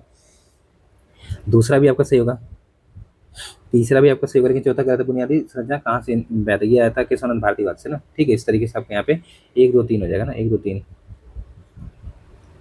अगला प्रश्न क्या कह रहा है आपके यहाँ पे देखा जाए, यहाँ पे क्या है, तो सुमेल करना, संविधान की अनुसूचियां और विवरण है। 5वीं में क्या है, तो अनुसूचित क्षेत्र अनुसूचित जनजाति प्रशासन नियंत्रण, बिल्कुल सही है। 7वीं में क्या है, संघ और राज्यों के बीच सत्ता का विभाजन है। ठीक है, 8वीं में क्या है, पंचायती राज से संबंधित भाषाएं दी गई हैं, और 11वीं अनुसूची में पंचायती राज से संबंधित विषय हैं। 1 2 3 4 होगा ना, नहीं 1 2 4 3, 1 2 4 3 कहीं पे देखिए, 1 2 4 3 बी आंसर बनेगा आपका। ठीक है, बी आंसर आपका यहाँ पे बन जाएगा इस वीक के लिए। चलिए 101 के बाद 103 देखते हैं। 103 का कह रहा है आपको यहाँ पे, 101 के बाद 102 आएगा ना। भारतीय संसद की विधायी प्रक्रिया के बारे में निम्न कथनों पर विचार करें। राज्यसभा द्वारा अस्वीकार किए गए मनी बिल को लोकसभा की मंजूरी के बिना भी राष्ट्रपति को भेजा जा सकता है। किसी संविधान संशोधन विधेयक को राष्ट्रपति अनिवार्य रूप से अपनी स्वीकृति प्रदान करते हैं। संयुक्त सत्र केवल मनी बिल और संविधान संशोधन विधेयक के लिए बुलाया जा सकता है। राष्ट्रपति के पास संसद के दोनों सदनों द्वारा पारित किसी भी विधेयक को पुनर्विचार के लिए भेजने की शक्ति सिवाय मनी बिल के है। आपको यहाँ पे क्या करना है, कौन सा सही है, चलिए बताइए। तो प्रश्न संख्या 102, काफी बड़े बड़े प्रश्न है यहाँ पे। चलिए तो बताइए यहाँ पे आंसर क्या जगह। देखिए यहाँ पे 2 और 4 सही बता रहे हैं, 2 और 4 सही है, देख लीजिएगा। चौथा सही है, सही बताना था, और आपका दूसरा सही है, ठीक है ना। चलिए आगे चलते हैं। चलिए 103 प्रश्न देखते हैं। यहाँ पे कह रहा है कि भारत में संविधान संशोधन की प्रक्रिया आंशिक रूप से कठोर और आंशिक रूप से लचीली है। कारण कह रहा है कि अनुच्छेद 368 के तहत संसद को संविधान के किसी भी भाग में संशोधित करने की शक्ति प्राप्त है। चलिए बताइए 103 का आंसर क्या हो जाएगा। 103 का आंसर क्या हो जाएगा बताइए तो आप लोग जल्दी से। कह रहा है कि भारत में संविधान संशोधन की प्रक्रिया आंशिक रूप से कठोर, आंशिक रूप से लचीली। ये बात तो बिल्कुल सही लग रही है। अनुच्छेद 368 के तहत संसद को संविधान के किसी भी भाग में संशोधन करने की शक्ति प्राप्त है। कहाँ, मूल ढांचे में कहाँ है ना, तो गलत जगह ये सही है, परंतु अगर आपका गलत आंसर आपको यहाँ पे क्या बनेगा, तब सी बनना चाहिए। ठीक, चलिए सी आपका आंसर यहाँ पे जगह तो बिल्कुल सही जगह। ठीक, इस चीज को याद रखिएगा। 103 के बाद 104 देख लेते क्या कह रहा है आपका यहाँ पे। भारतीय संविधान में उल्लेखित आपातकाल अर्थात इमरजेंसी के संदर्भ में कुछ कथन दिए गए, उनको विचार कर बताना कौन सा कथन सही है। आइए देख लेते हैं 104 का आंसर क्या बनेगा यहाँ पे। कह रहा है आपके यहाँ पे कि अनुच्छेद 352 के तहत आपातकाल की घोषणा केवल युद्ध, बाहरी आक्रमण और सशस्त्र विद्रोह की स्थिति में की जा सकती है। अनुच्छेद 356 के तहत राज्य में राष्ट्रपति शासन की अधिकतम अवधि 3 वर्ष होती है। आपातकाल के दौरान संसद को राष्ट्र सूची के विषय पर कानून बनाने की शक्ति प्राप्त हो जाती है। आपातकाल लागू होने के बाद मूल अधिकारों को केवल संसद के अनुमोदन के बाद ही निलंबित किया जा सकता है। बहुत अच्छा प्रश्न भैया, ये बहुत ही अच्छा प्रश्न है। इस तरीके से आप लोग ऑप्शन देख लीजिए, फिर बताइए क्या बनेगा, ठीक है ना। तो सबसे पहले हम लोग समझते हैं यहाँ पे क्या पहला। तो पहला तो आपको पता है कि 352 के तहत आपातकाल की जो घोषणा होती है युद्ध, बाह्य, यहाँ पे देखिए युद्ध, बाह्य आक्रमण और सशस्त्र विद्रोह के हिसाब से होती है। ये बिल्कुल सही बात है, ठीक है, ये तो आपका बिल्कुल सही हो गया। इसके बाद क्या कह रहा है आपके यहाँ पे देखा जाए कि अनुच्छेद 356 के तहत राज्य में राष्ट्रपति शासन की अधिकतम सीमा मतलब अवधि जो 3 वर्ष की होती है, ये भी सही है। ये भी आपको यहाँ पे क्या है, तो बिल्कुल सही है। फिर क्या कह रहा है आपके यहाँ पे आपातकाल के दौरान संसद को राष्ट्र सूची के विषय पर कानून बनाने की शक्ति प्राप्त हो जाती है। हाँ, हो जाती है, ठीक है। फिर कह रहा है कि आपातकाल लागू होने के बाद मूल अधिकारों को केवल संसद के अनुमोदन के बाद ही निलंबित किया जा सकता है, ठीक है। तो यहाँ पे देखा जाए, अगर मैं बात करूँ यहाँ पे तो आर्टिकल 250 पढ़ेंगे तो इसमें ये कहा गया कि राष्ट्रीय आपातकाल के दौरान संसद को राष्ट्र सूची के विषय पर कानून बनाने का अधिकार तो मिल जाता है, ये तो बात आप लोग समझ गए। लेकिन जो फंडामेंटल राइट्स है, निलंबित करने का आदेश,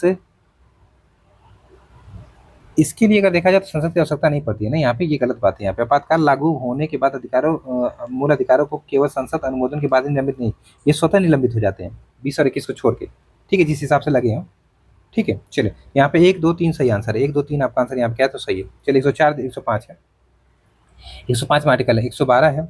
ये सब आर्टिकल मैं करवा चुका हूँ, प्लीज वो आर्टिकल वाली वीडियो आप लोग जरूर देख लीजिएगा, उससे बाहर आर्टिकल नहीं आएंगे। जैसे 143 में क्या है, 143 में भारत के राष्ट्रपति द्वारा सुप्रीम कोर्ट के परामर्श। ये सबसे पहले तो ए पे दो सॉरी बी पे दो एक ही ऑप्शन में, सिंपल सा आंसर करिए, बी पे दो एक ही ऑप्शन में। नहीं भी आ रहा तो आंसर तो हो गया ना। वैसे भी 165 पता है आप सबको, राज्य के महाधिवक्ता की बात है। 266 में संसद वार्षिक वित्त विवरण प्रस्तुत करता है, ये नहीं, 112 में। ये 266 में संघ और राज्य के विषय में संचित निधियां, ठीक है। इस तरीके से हो गया आंसर।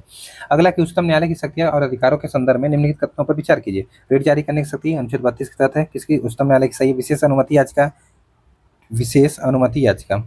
ये आर्टिकल थोड़ा सा, एक सेकंड रुकिएगा, थोड़ा सा दिमाग, कोई बात नहीं, ये देखते हैं। राष्ट्रपति को सलाह देना, ये भी सही है, ठीक है, ये आपका सही है।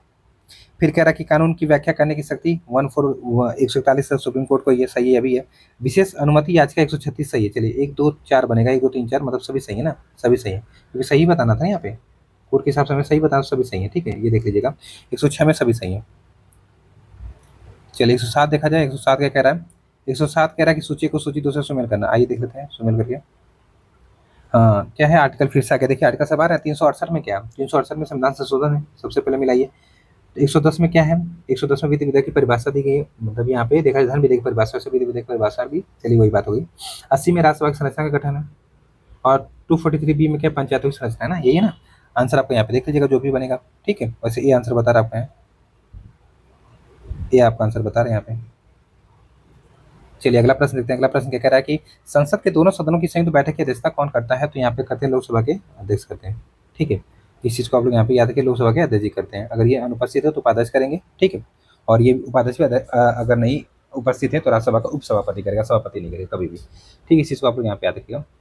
अगला प्रश्न यहाँ पे 109, भारतीय संविधान के तहत निम्नलिखित कथनों पर विचार करें और बताएं कि इनमें से कौन से कथन आपके सत्य हैं। जैसे कि राष्ट्रपति के पास अनुच्छेद 123 के तहत आदेश जारी करने की शक्ति है, लेकिन केवल तब जब संसद का कोई सत्र न चल रहा हो।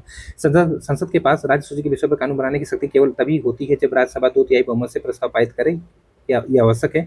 वित्त आयोग का गठन भारत के राष्ट्रपति द्वारा प्रत्येक 5 वर्ष पर किया जाता है। नियंत्रक मालिका परीक्षक की रिपोर्ट केवल लोकसभा में प्रस्तुत की जाती है। 109 का आंसर क्या बनेगा बताइए यहाँ पे रिपोर्ट। तो यहाँ पे देखिए चौथा गलत है। यहाँ पे देखा जाए कि नियंत्रक और मालिका परीक्षक की जो रिपोर्ट होती है ये केवल लोकसभा में नहीं भैया, ये अगर देखा जाए तो ये जो रिपोर्ट होती है ना लोकसभा के साथ साथ अगर देखा जाए तो जो राज्यसभा है उसमें भी प्रस्तुत की जाती है, तो गलत जाएगा। बाकी अगर देखा जाए तो पहला और दूसरा और तीसरा तो सही लग रहे हैं। 1, 2, 3 आंसर बनना चाहिए, तो आपका आंसर यहाँ पे सी हो जाएगा। ठीक है, सी आपका आंसर यहाँ पे क्या जाएगा, बिल्कुल सही हो जाएगा। इस चीज़ को आप यहाँ पे थोड़ा सा याद रखिएगा। ठीक है, चलिए अगला प्रश्न यहाँ पे केंद्र राज्य संबंधों के संदर्भ में कुछ कथन दिए गए, उन पर विचार कर बताना क्या है कि इनमें से कौन से कथन सही है, कौन से कथन आपके यहाँ पे क्या सही है। ठीक है, ये देख लेते थोड़ा सा। कह रहा है संविधान का अनुच्छेद 230 अंतर्राज्यीय परिषद अंतर्राज्यीय परिषद के गठन का प्रावधान करता है, जिसका उद्देश्य है कि केंद्र और राज्यों के बीच विवादों का समाधान करना। राज्य सरकार के पास राज्यपाल की पूर्व सहमति लेने के बाद ही केंद्र सरकार के विरुद्ध किसी भी मामले में मुकदमा दायर करने की शक्ति होती है। संघ सूची के किसी विषय पर केंद्र सरकार द्वारा बनाए गए कानून को राज्य सरकारें स्वीकार कर सकती हैं। जल विवादों के निपटारे के लिए संसद को विशेष कानून बनाने का अधिकार है। चलिए बताइए 110 का आंसर क्या बन रहा है। 110 का कोड दिखा देता हूँ आप लोग को, ये कोड सही बताना हमें। ठीक है, चलिए देखा जाए। सबसे पहले अगर मैं बात करूँ पहला स्टेटमेंट जो है कि संविधान का अनुच्छेद 230 अंतर्राज्यीय परिषद के गठन का प्रावधान करता है, जिसका उद्देश्य केंद्र और राज्यों के बीच विवादों को समाधान है। ये तो बिल्कुल सही बात है। फिर कह रहा है कि राज्य सरकार के पास राज्यपाल की पूर्व सहमति लेने के बाद ही केंद्र सरकार के विरुद्ध किसी भी मामले में मुकदमा दायर करने की शक्ति है। ये तो बात गलत हुई। ठीक है, ये बात आपकी गलत है, ये गलत है। दरअसल संविधान के अनुच्छेद 131 के तहत राज्य सरकार सीधे सुप्रीम कोर्ट में केंद्र सरकार के विरुद्ध मुकदमा दायर कर सकती है। कोई मतलब राज्यपाल से पूर्व अनुमति कोई आवश्यकता नहीं है। फिर कह रहा संघ सूची के किसी भी विषय पर केंद्र सरकार द्वारा बनाए गए कानून राज्य सरकार अस्वीकार कर सकती हैं, नहीं कर सकती भैया, ये गलत बात। संघ सूची का कोई विषय अगर उस पर कानून बना देता है कौन, तो केंद्र सरकार, तो राज्य के लिए बाध्यकारी होता है, ये गलत बात। और ये आपका सही है, तो 1 और 4 आंसर बनेगा। 1 और 4 मतलब आपका ये आंसर बनेगा। ठीक है, चलिए पढ़ाने वाला दम, एक तरह से देखा जाए ना पढ़ाने वाला दम लगता है, ये बात मानिएगा आप लोग। बस बोल देते हैं आप लोग ना कि सर आसान होता है, इतने प्रश्न को एक ही बार में आंसर के साथ बताना मेहनत लगती है भैया, इसमें मेहनत लगती है ऐसी बात नहीं है। और उस समय जब एग्जाम सर पे हो, आपका भी एग्जाम सर पे, मेरा भी एग्जाम सर पे, उसके लिए मैं अगर आपको 1 से 2 घंटे का 3 घंटे का वीडियो दे रहा हूँ, तो उसका थोड़ा सा एक तरीके से आप लोग रिस्पॉन्स अच्छा करिए, प्लीज़ शेयर करिए। ठीक है, मैं रिक्वेस्ट करूँगा आप लोगों से थोड़ा सा, क्योंकि मेरा भी एग्जाम है और उस एग्जाम के समय में मैं आप लोग को इतनी इंपॉर्टेंट वीडियो पढ़ा रहा हूँ। अभी मुझे कितनी मैराथन पढ़ानी है। ठीक है, चलिए बताइए यहाँ पे क्या हो जाएगा। 111 का कथन कारण कह रहा भारतीय संविधान में स्वतंत्रता का अधिकार अनुच्छेद 19 से 22 तक विस्तृत रूप से वर्णित है। ये अनुच्छेद नागरिकों को अभिव्यक्ति की स्वतंत्रता शांतिपूर्ण सभा करने का अधिकार प्रदान करते हैं। चलिए बताइए प्रश्न संख्या 111 नहीं है, क्या आंसर बनेगा यहाँ पे। तो कथन कारण दोनों से व्याख्या भी करा आपका, ये हो जाएगा। अगला कह रहा है कि ब्रिटिश भारत में द्वैध शासन की व्यवस्था किस अधिनियम के तहत लागू की गई है, बताइए। तो 112 का आंसर क्या हो जाएगा। 112 का आंसर क्या जाएगा कि ब्रिटिश भारत में द्वैध शासन जो दायर की है की व्यवस्था किस अधिनियम से लागू की गई थी, तो 1919 है ना, ये आपको 1919 वाला ही सही लग रहा है। ठीक है, चलिए 112 के बाद 113 निम्नलिखित में से किस सिद्धांत के अंतर्गत समान ताप और दाब पर सभी गैसों के निश्चित आयतन में जो अणु हैं, मतलब अणु जो है उनकी संख्या समान होती है। 113 का आंसर क्या जाएगा, तो ये अच्छा प्रश्न है। ये दरअसल क्या था, अवोगाद्रो का जो नियम है उसके हिसाब से। अगला कारण निम्नलिखित तत्वों को उनके आयतन विभव के बढ़ते क्रम में आपको व्यवस्थित करना। सोडियम है, एल्युमिनियम है, मैग्नीशियम है और आपका पोटेशियम है। तो इस तरीके से आंसर बनेगा यहाँ पे बी आपका आंसर यहाँ पे बिल्कुल सही हो जाएगा। अगला कारण निम्नलिखित कथनों में से कौन सा कथन सही है। आशुद्ध जल विद्युत का सुचालक होता है, संतरे और नींबू का रस विद्युत का कुचालक होते हैं। 115 का आंसर क्या बनेगा। 115 का आंसर क्या बनेगा, कह रहा आशुद्ध जल विद्युत का सुचालक कब से हो गया भैया, ये तो सुचालक नहीं है अपितु कुचालक होता है ना, ये कुचालक होता है, कुचालक होता है, कुचालक। और ये आपका एक तरह से कुचालक कैसे होंगे, ये तो आपके एसिड होंगे तो एसिड आपका सुचालक होती है, ये उल्टा लिख दिया है, सुचालक होंगे ये। ठीक है ना, तो इस तरीके से आपका दोनों गलत है, दोनों गलत मतलब आपका आंसर ना तो 1 ना तो आपका 2 सही बताना है ना, तो सही के हिसाब से दोनों ही गलत है। चलिए अगला क्या कह रहा है कि निम्नलिखित गैसों को उनके आणविक जो द्रव्यमान होते हैं मालिक्यूलर मास के आधार पर बढ़ते क्रम में व्यवस्थित करना। ऑक्सीजन है, हाइड्रोजन है और अब इधर का क्या आपका कार्बन डाइऑक्साइड और आपका नाइट्रोजन की मतलब नाइट्रोजन है। सिंपल से बताइए यहाँ पे मालिकुलर मालिकुलर वैल्यू के हिसाब से यहाँ पे देखा जाए मालिकुलर जो मास होता है उसके हिसाब से यहाँ पे दर्शाना है।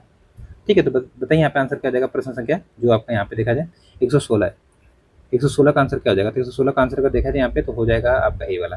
ठीक है, ए वाला आपका आंसर यहाँ पे बता रहा था, आप लोग देख लीजिएगा। ठीक है, चलिए अगला प्रश्न कह रहा है कि कथन कारण कि फोटोवोल्टिक सेल को डिजिटल अनुप्रयोगों हेतु सर्वाधिक उपयुक्त कहा जाता है। कारण कह रहा है कि जब प्रकाश किसी पदार्थ से टकराता है तो इलेक्ट्रॉनों का उत्सर्जन होता है और प्रकाश विद्युत प्रभाव उत्पन्न होता है। 117 का आंसर क्या बनेगा बताइए।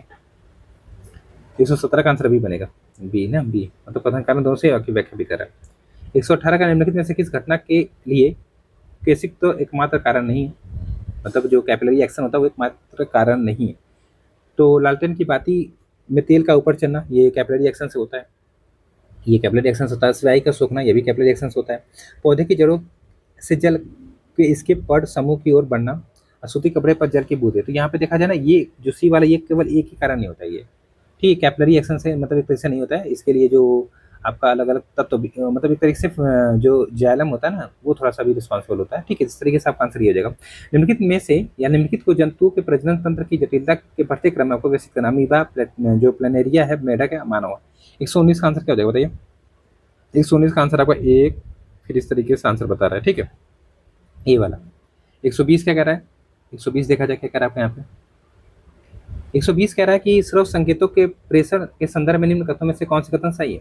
जैसे कि स्रोत संकेतों में प्रेशर हेतु आवृत्ति जो आती है मॉड्यूलर फ्रिक्वेंसी मॉड्यूलेशन जो एफएम कहते हैं हम लोग तकनीक का प्रयोग किया जाता है। आवृत्ति मॉड्यूलर से प्रसारित संकेत आमतौर पर शोर, नॉइस एवं विकृति डिस्टर्बेंस जो डिस्ट्रॉक्शन होता है से कम प्रभावित होते हैं, जिससे उनकी ध्वनि गुणवत्ता बेहतर होती है। 120 का आंसर क्या बनेगा। दोनों सही है, दोनों ही आपके यहाँ पे क्या सही है। पहला भी सही है आपके यहाँ पे देखा जाए, दूसरा भी सही है। चलिए 121 देख लेते हैं। 121 का कह रहा है आपके यहाँ पे। 121 कह रहा है एक बंद पात्र में गैस का आयतन 400 मिलीलीटर है जब तापमान 200 केल्विन है। यदि तापमान 100 केल्विन कर दिया जाए तो आयतन क्या होगा जबकि दाब नियत रहेगा। तो बताइए मतलब जो प्रेशर है वो कांस्टेंट रहेगा तो क्या हो जाएगा बताइए यहाँ पे आंसर सिंपल सा। तो आपका 200 ml हो जाएगा। ठीक है, अगर निम्नलिखित में से मृषण पेशियों में सिकुड़ना प्रेरित करता है किसका। तो 122 का आंसर क्या हो जाएगा। तो ये प्रेरित करता है आपका ऑक्सीटॉक्सिन। कौन करता है। ऑक्सीटॉक्सिन करता है। ठीक है, एक हार्मोन है। सोडियम धातु के संदर्भ में निम्न कथनों पर विचार कीजिए। इस धातु का संचयन जो होता है, जो ये धातु इसका संचयन अगर देखा जाए तो किरोसिन में होता है। सोडियम का परमाणु द्रव्यमान लगभग 22.9 AMU होता है। आपको सही बताना है यहाँ पे आंसर 123 के लिए क्या बनेगा। 123 के लिए आपका आंसर यहाँ पे क्या बनेगा। तो दोनों सही है, दोनों सही मतलब आपका आंसर यहाँ पे हो जाएगा ए। ठीक है, पहला भी सही है और आपका दूसरा भी सही है क्योंकि सही बताना है। पारिस्थितिकी तंत्र के संगठनों जो संगठक है उनके संदर्भ में कुछ कथन दिए गए, आपको बताना इनमें से कौन से आपका सही है। आइए देखते हैं, कह रहा है जैविक संगठक वे सभी जीवित घटक होते हैं जो किसी पारिस्थितिक तंत्र का निर्माण करते हैं। वाई एक जैविक संगठक है क्योंकि यह जीवन के लिए आवश्यक होता है। 124 का आंसर आपको यहाँ पे क्या बनेगा। 124 का आंसर बनेगा भैया ए मतलब पहला तो सही है, दूसरा आपको यहाँ पे गलत बता रहा है। वाई एक जैविक संगठक कैसे हो गया भैया, अजैविक होता है ये। ठीक है, अबायोटिक कंपोनेंट होता है, आप सबको पता ही होगा। ठीक है, अगला कह रहा है अर्धचालक की चालकता अर्धचालक की चालकता 0 केल्विन मतलब 0 डिग्री केल्विन ताप पर होती है कितनी। 125 का आंसर क्या बन रहा है यहाँ पे। तो ये होती है लगभग 0 होगी। ठीक है, 0 होती है। सूची को सूची 2 से सुमेल करना। कुछ आपके रासायनिक पदार्थ हैं उनके उपयोग है, जैसे पोटेशियम ब्रोमाइड। पोटेशियम ब्रोमाइड का फोटोग्राफी में प्रयोग किया जाता है। ठीक है, अगर बात करें पोटेशियम नाइट्रेट तो ये आपका बारूद में होता है। और अगर बात करें पोटेशियम सल्फेट तो ये आपका उर्वरक में हो जाएगा। और बचा का पोटेशियम साइब्रेट ये आपका खाद्य परीक्षक के रूप में होता है। आंसर आपका 1 3 2 4 बता रहा है, मतलब डी वाला बता रहा है। ठीक है, चलिए 126 के बाद 127वां प्रश्न देखते हैं। 127वां प्रश्न इधर होगा। 127वां प्रश्न देख रहे हैं कथन कारण है। ये देख सकते हैं फॉर्मिक अम्ल एसिटिक अम्ल से अधिक अम्लीय होता है। कारण है फॉर्मिक अम्ल एक अकार्बनिक अम्ल। चलिए बताइए तो यहाँ पे क्या आंसर बनेगा। ये कह रहा है कि फॉर्मिक अम्ल एसिटिक अम्ल से अधिक अम्लीय होता है। तो ये बात तो सही है, ये बात तो आपके यहाँ पे सही है। कह रहा है फॉर्मिक अम्ल एक अकार्बनिक अम्ल है। जो फॉर्मिक एसिड होता है ये गलत बात है ना। तो यहाँ पे ए सही है परंतु आर गलत। ठीक, इस चीज को याद रखिएगा। अगला क्या कह रहा है आपको यहाँ पे देखा जाए 128। 128 कह रहा है आपका सिंपल से देखा जाए। कह रहा है कि एक रेलगाड़ी विराम अवस्था में चलना प्रारंभ करती है और 5 मिनट में 17 किलोमीटर प्रति आवर का वेग प्राप्त कर लेती है तो रेलगाड़ी की जो एक्सीलरेशन तुरंत परिकलन कितना कीजिएगा। मतलब एक्सीलरेशन बताना आपको क्या हो जाएगा। तो ए इक्वल टू क्या होता है v minus you upon T होता है ना, ये होता है ना। तो v कितनी दे रहा है यहाँ पे। ठीक है, यहाँ पे निकालना पड़ेगा। v आपका कितना है भैया 70 किलोमीटर है, 70 किलोमीटर है पर आवर। ठीक है, वेग से और एक्सीलरेशन में पता लगाना है यहाँ पे। 5 मिनट में 70 किलोमीटर वेग पकड़ लेती है। तो अभी तो चलने स्टार्ट ही की है ना। मीटर में अगर देखा जाए तो क्या करेंगे, मीटर में जीरो कर दे, मतलब मीटर में चेंज करेंगे तो 70 किलोमीटर को मीटर में चेंज करके लगभग लाएंगे हम लोग इसको। इसकी वैल्यू कितनी होगी भैया, इस फार्मूले पे लेंगे एच इक्वल टू क्या था, V minus U upon T. U अभी अभी स्टार्ट हो रहा है ना, तो यू को जीरो मान सकते हैं हम लोग। यू को क्या मान सकते हैं, जीरो मान सकते हैं। टाइम दिया ही है, वैल्यू रख दीजिए, आंसर आ जाएगा। ठीक है, आंसर लगभग मीटर देखिए यहाँ पे, ये किलोमीटर और मैं ना इसको मीटर पर सेकंड में बदल के आंसर लाना होगा ना, तो यहाँ पे आंसर आएगा आपका लगभग बी वाला। ठीक है, चलिए 129 निम्नलिखित तथ्यों पर विचार कीजिए। 129 में कह रहा है कि शार्क मछली का अंतकंकाल तंत्र हड्डियों का बना होता है। शार्क मछली में वयस्क अवस्था में भी नोटोकॉर्ड पाई जाती हैं। आपको सही बताना है 129 का आंसर क्या सही हो जाएगा। देखिए, शार्क मछली जो होती है ना, ये आपका जो कार्टिलिजियंस फिश होती है उसके अंतर्गत आती है। दरअसल इसका जो कंकाल उपास्थि का होता है, कार्टिलेज का बना होता है, ना कि हड्डियों का बना होता है। तो इस तरीके से ये गलत होगा ना, कंकाल हड्डियों का नहीं बना होता है, कार्टिलेज का बना होता है। कार्टिलेज एक सॉफ्ट हड्डी होती है। ठीक, इस तरीके से यहाँ पे पहला गलत जाएगा। और बाकी दूसरा देखा जाए यहाँ पे, तो दूसरा क्या आपका सही है। ठीक है, तो केवल डी आंसर बनेगा, मतलब केवल दो आंसर बनेगा। ठीक है, अगला कह रहा है मटर के पौधे में जो प्रतानु होती है, टेंड्रिल होती है, उसकी उपस्थिति निम्नलिखित में से किसको प्रेरित करती है। तो ये प्रेरित करती है सहारे की आवश्यकता के कारण जो आरोहण होता है उसके लिए। ठीक है, कथन कारण यहाँ पे कह रहा है कि भारत सर्वाधिक रामसर स्थल तमिलनाडु राज्य में है। ये हाँ बिल्कुल है। कारण क्या, तमिलनाडु की भौगोलिक स्थिति और तटीय क्षेत्र आर्द्रभूमि संरक्षण के लिए अनुकूल वातावरण प्रदान करते हैं। आप बताइए यहाँ पे, ऐसे बात यहाँ पे हो गई तो क्या होगा, तो सही होगा। कथन कारण दोनों सही है, आपका सही भी हो रहा है, आपका आंसर यहाँ पे ये हो जाएगा। ठीक है, ये आपका आंसर यहाँ पे क्या हो जाएगा, तो बिल्कुल सही हो जाएगा। चलिए 131 हो जाएगा। चलिए 131 के बाद 132 देखते हैं हम। कह रहा अलसी तीसी के संदर्भ में निम्न कथनों में से कौन सा कथन सही है। 132 का आंसर बताइए, क्या आपका आंसर बनना है यहाँ पे। तो यहाँ पे देखा जाए, कह रहा है कि अलसी समशीतोष्ण जलवायु वाले प्रदेशों में उगाई जाती है। ठीक, तो यहाँ पे देखा जाए तो अलसी समशीतोष्ण जलवायु वाले प्रदेशों में उगाई जाने वाली एक प्रमुख तिलहन फसल है। और इसके बीजों में पाए जाने वाला ओमेगा 3 वसीय अम्ल रक्त नलिकाओं में वसा के जमाव को बढ़ाता है। चलिए बताइए 132 का आंसर क्या हो जाएगा। तो यहाँ पे देखिए, पहला तो सही है, दूसरा आपका गलत बता रहा है, केवल एक सही है। ठीक है, वैश्विक जो उष्मीकरण होता है, ग्लोबल वार्मिंग के संदर्भ में कुछ कथन दिए गए हैं, आपको विचार कर बताना कौन से इनमें से सही है। कह रहा है कि सल्फर व नाइट्रोजन के सभी ऑक्साइड वैश्विक जो उष्मीकरण होता है, ग्लोबल वार्मिंग जो होती है, उसमें प्रत्यक्ष योगदान करते हैं। मीथेन, कार्बन डाइऑक्साइड, ओजोन व जलवाष्प प्रमुख ग्रीन हाउस गैसें हैं जो कि वैश्विक जो उमस मतलब उष्मीकरण उसमें योगदान करती है। चलिए बताइए यहाँ पे आंसर क्या जाएगा 133 के लिए। देखिए, सल्फर और नाइट्रोजन के सभी ऑक्साइड वैश्विक उष्मीकरण प्रत्यक्ष मतलब डायरेक्ट क्या करते हैं, तो योगदान करते हैं, नहीं करते ना, ये नहीं करते हैं, प्रत्यक्ष रूप से योगदान नहीं करते हैं। अभी तो जैसे कि एसिड रेन होती है ना, उसके लिए रिस्पॉन्सिबल होती है। ये तो गलत जगह, ये सब तो कार्बन मतलब ये सब तो ग्रीन हाउस गैसें हैं ही।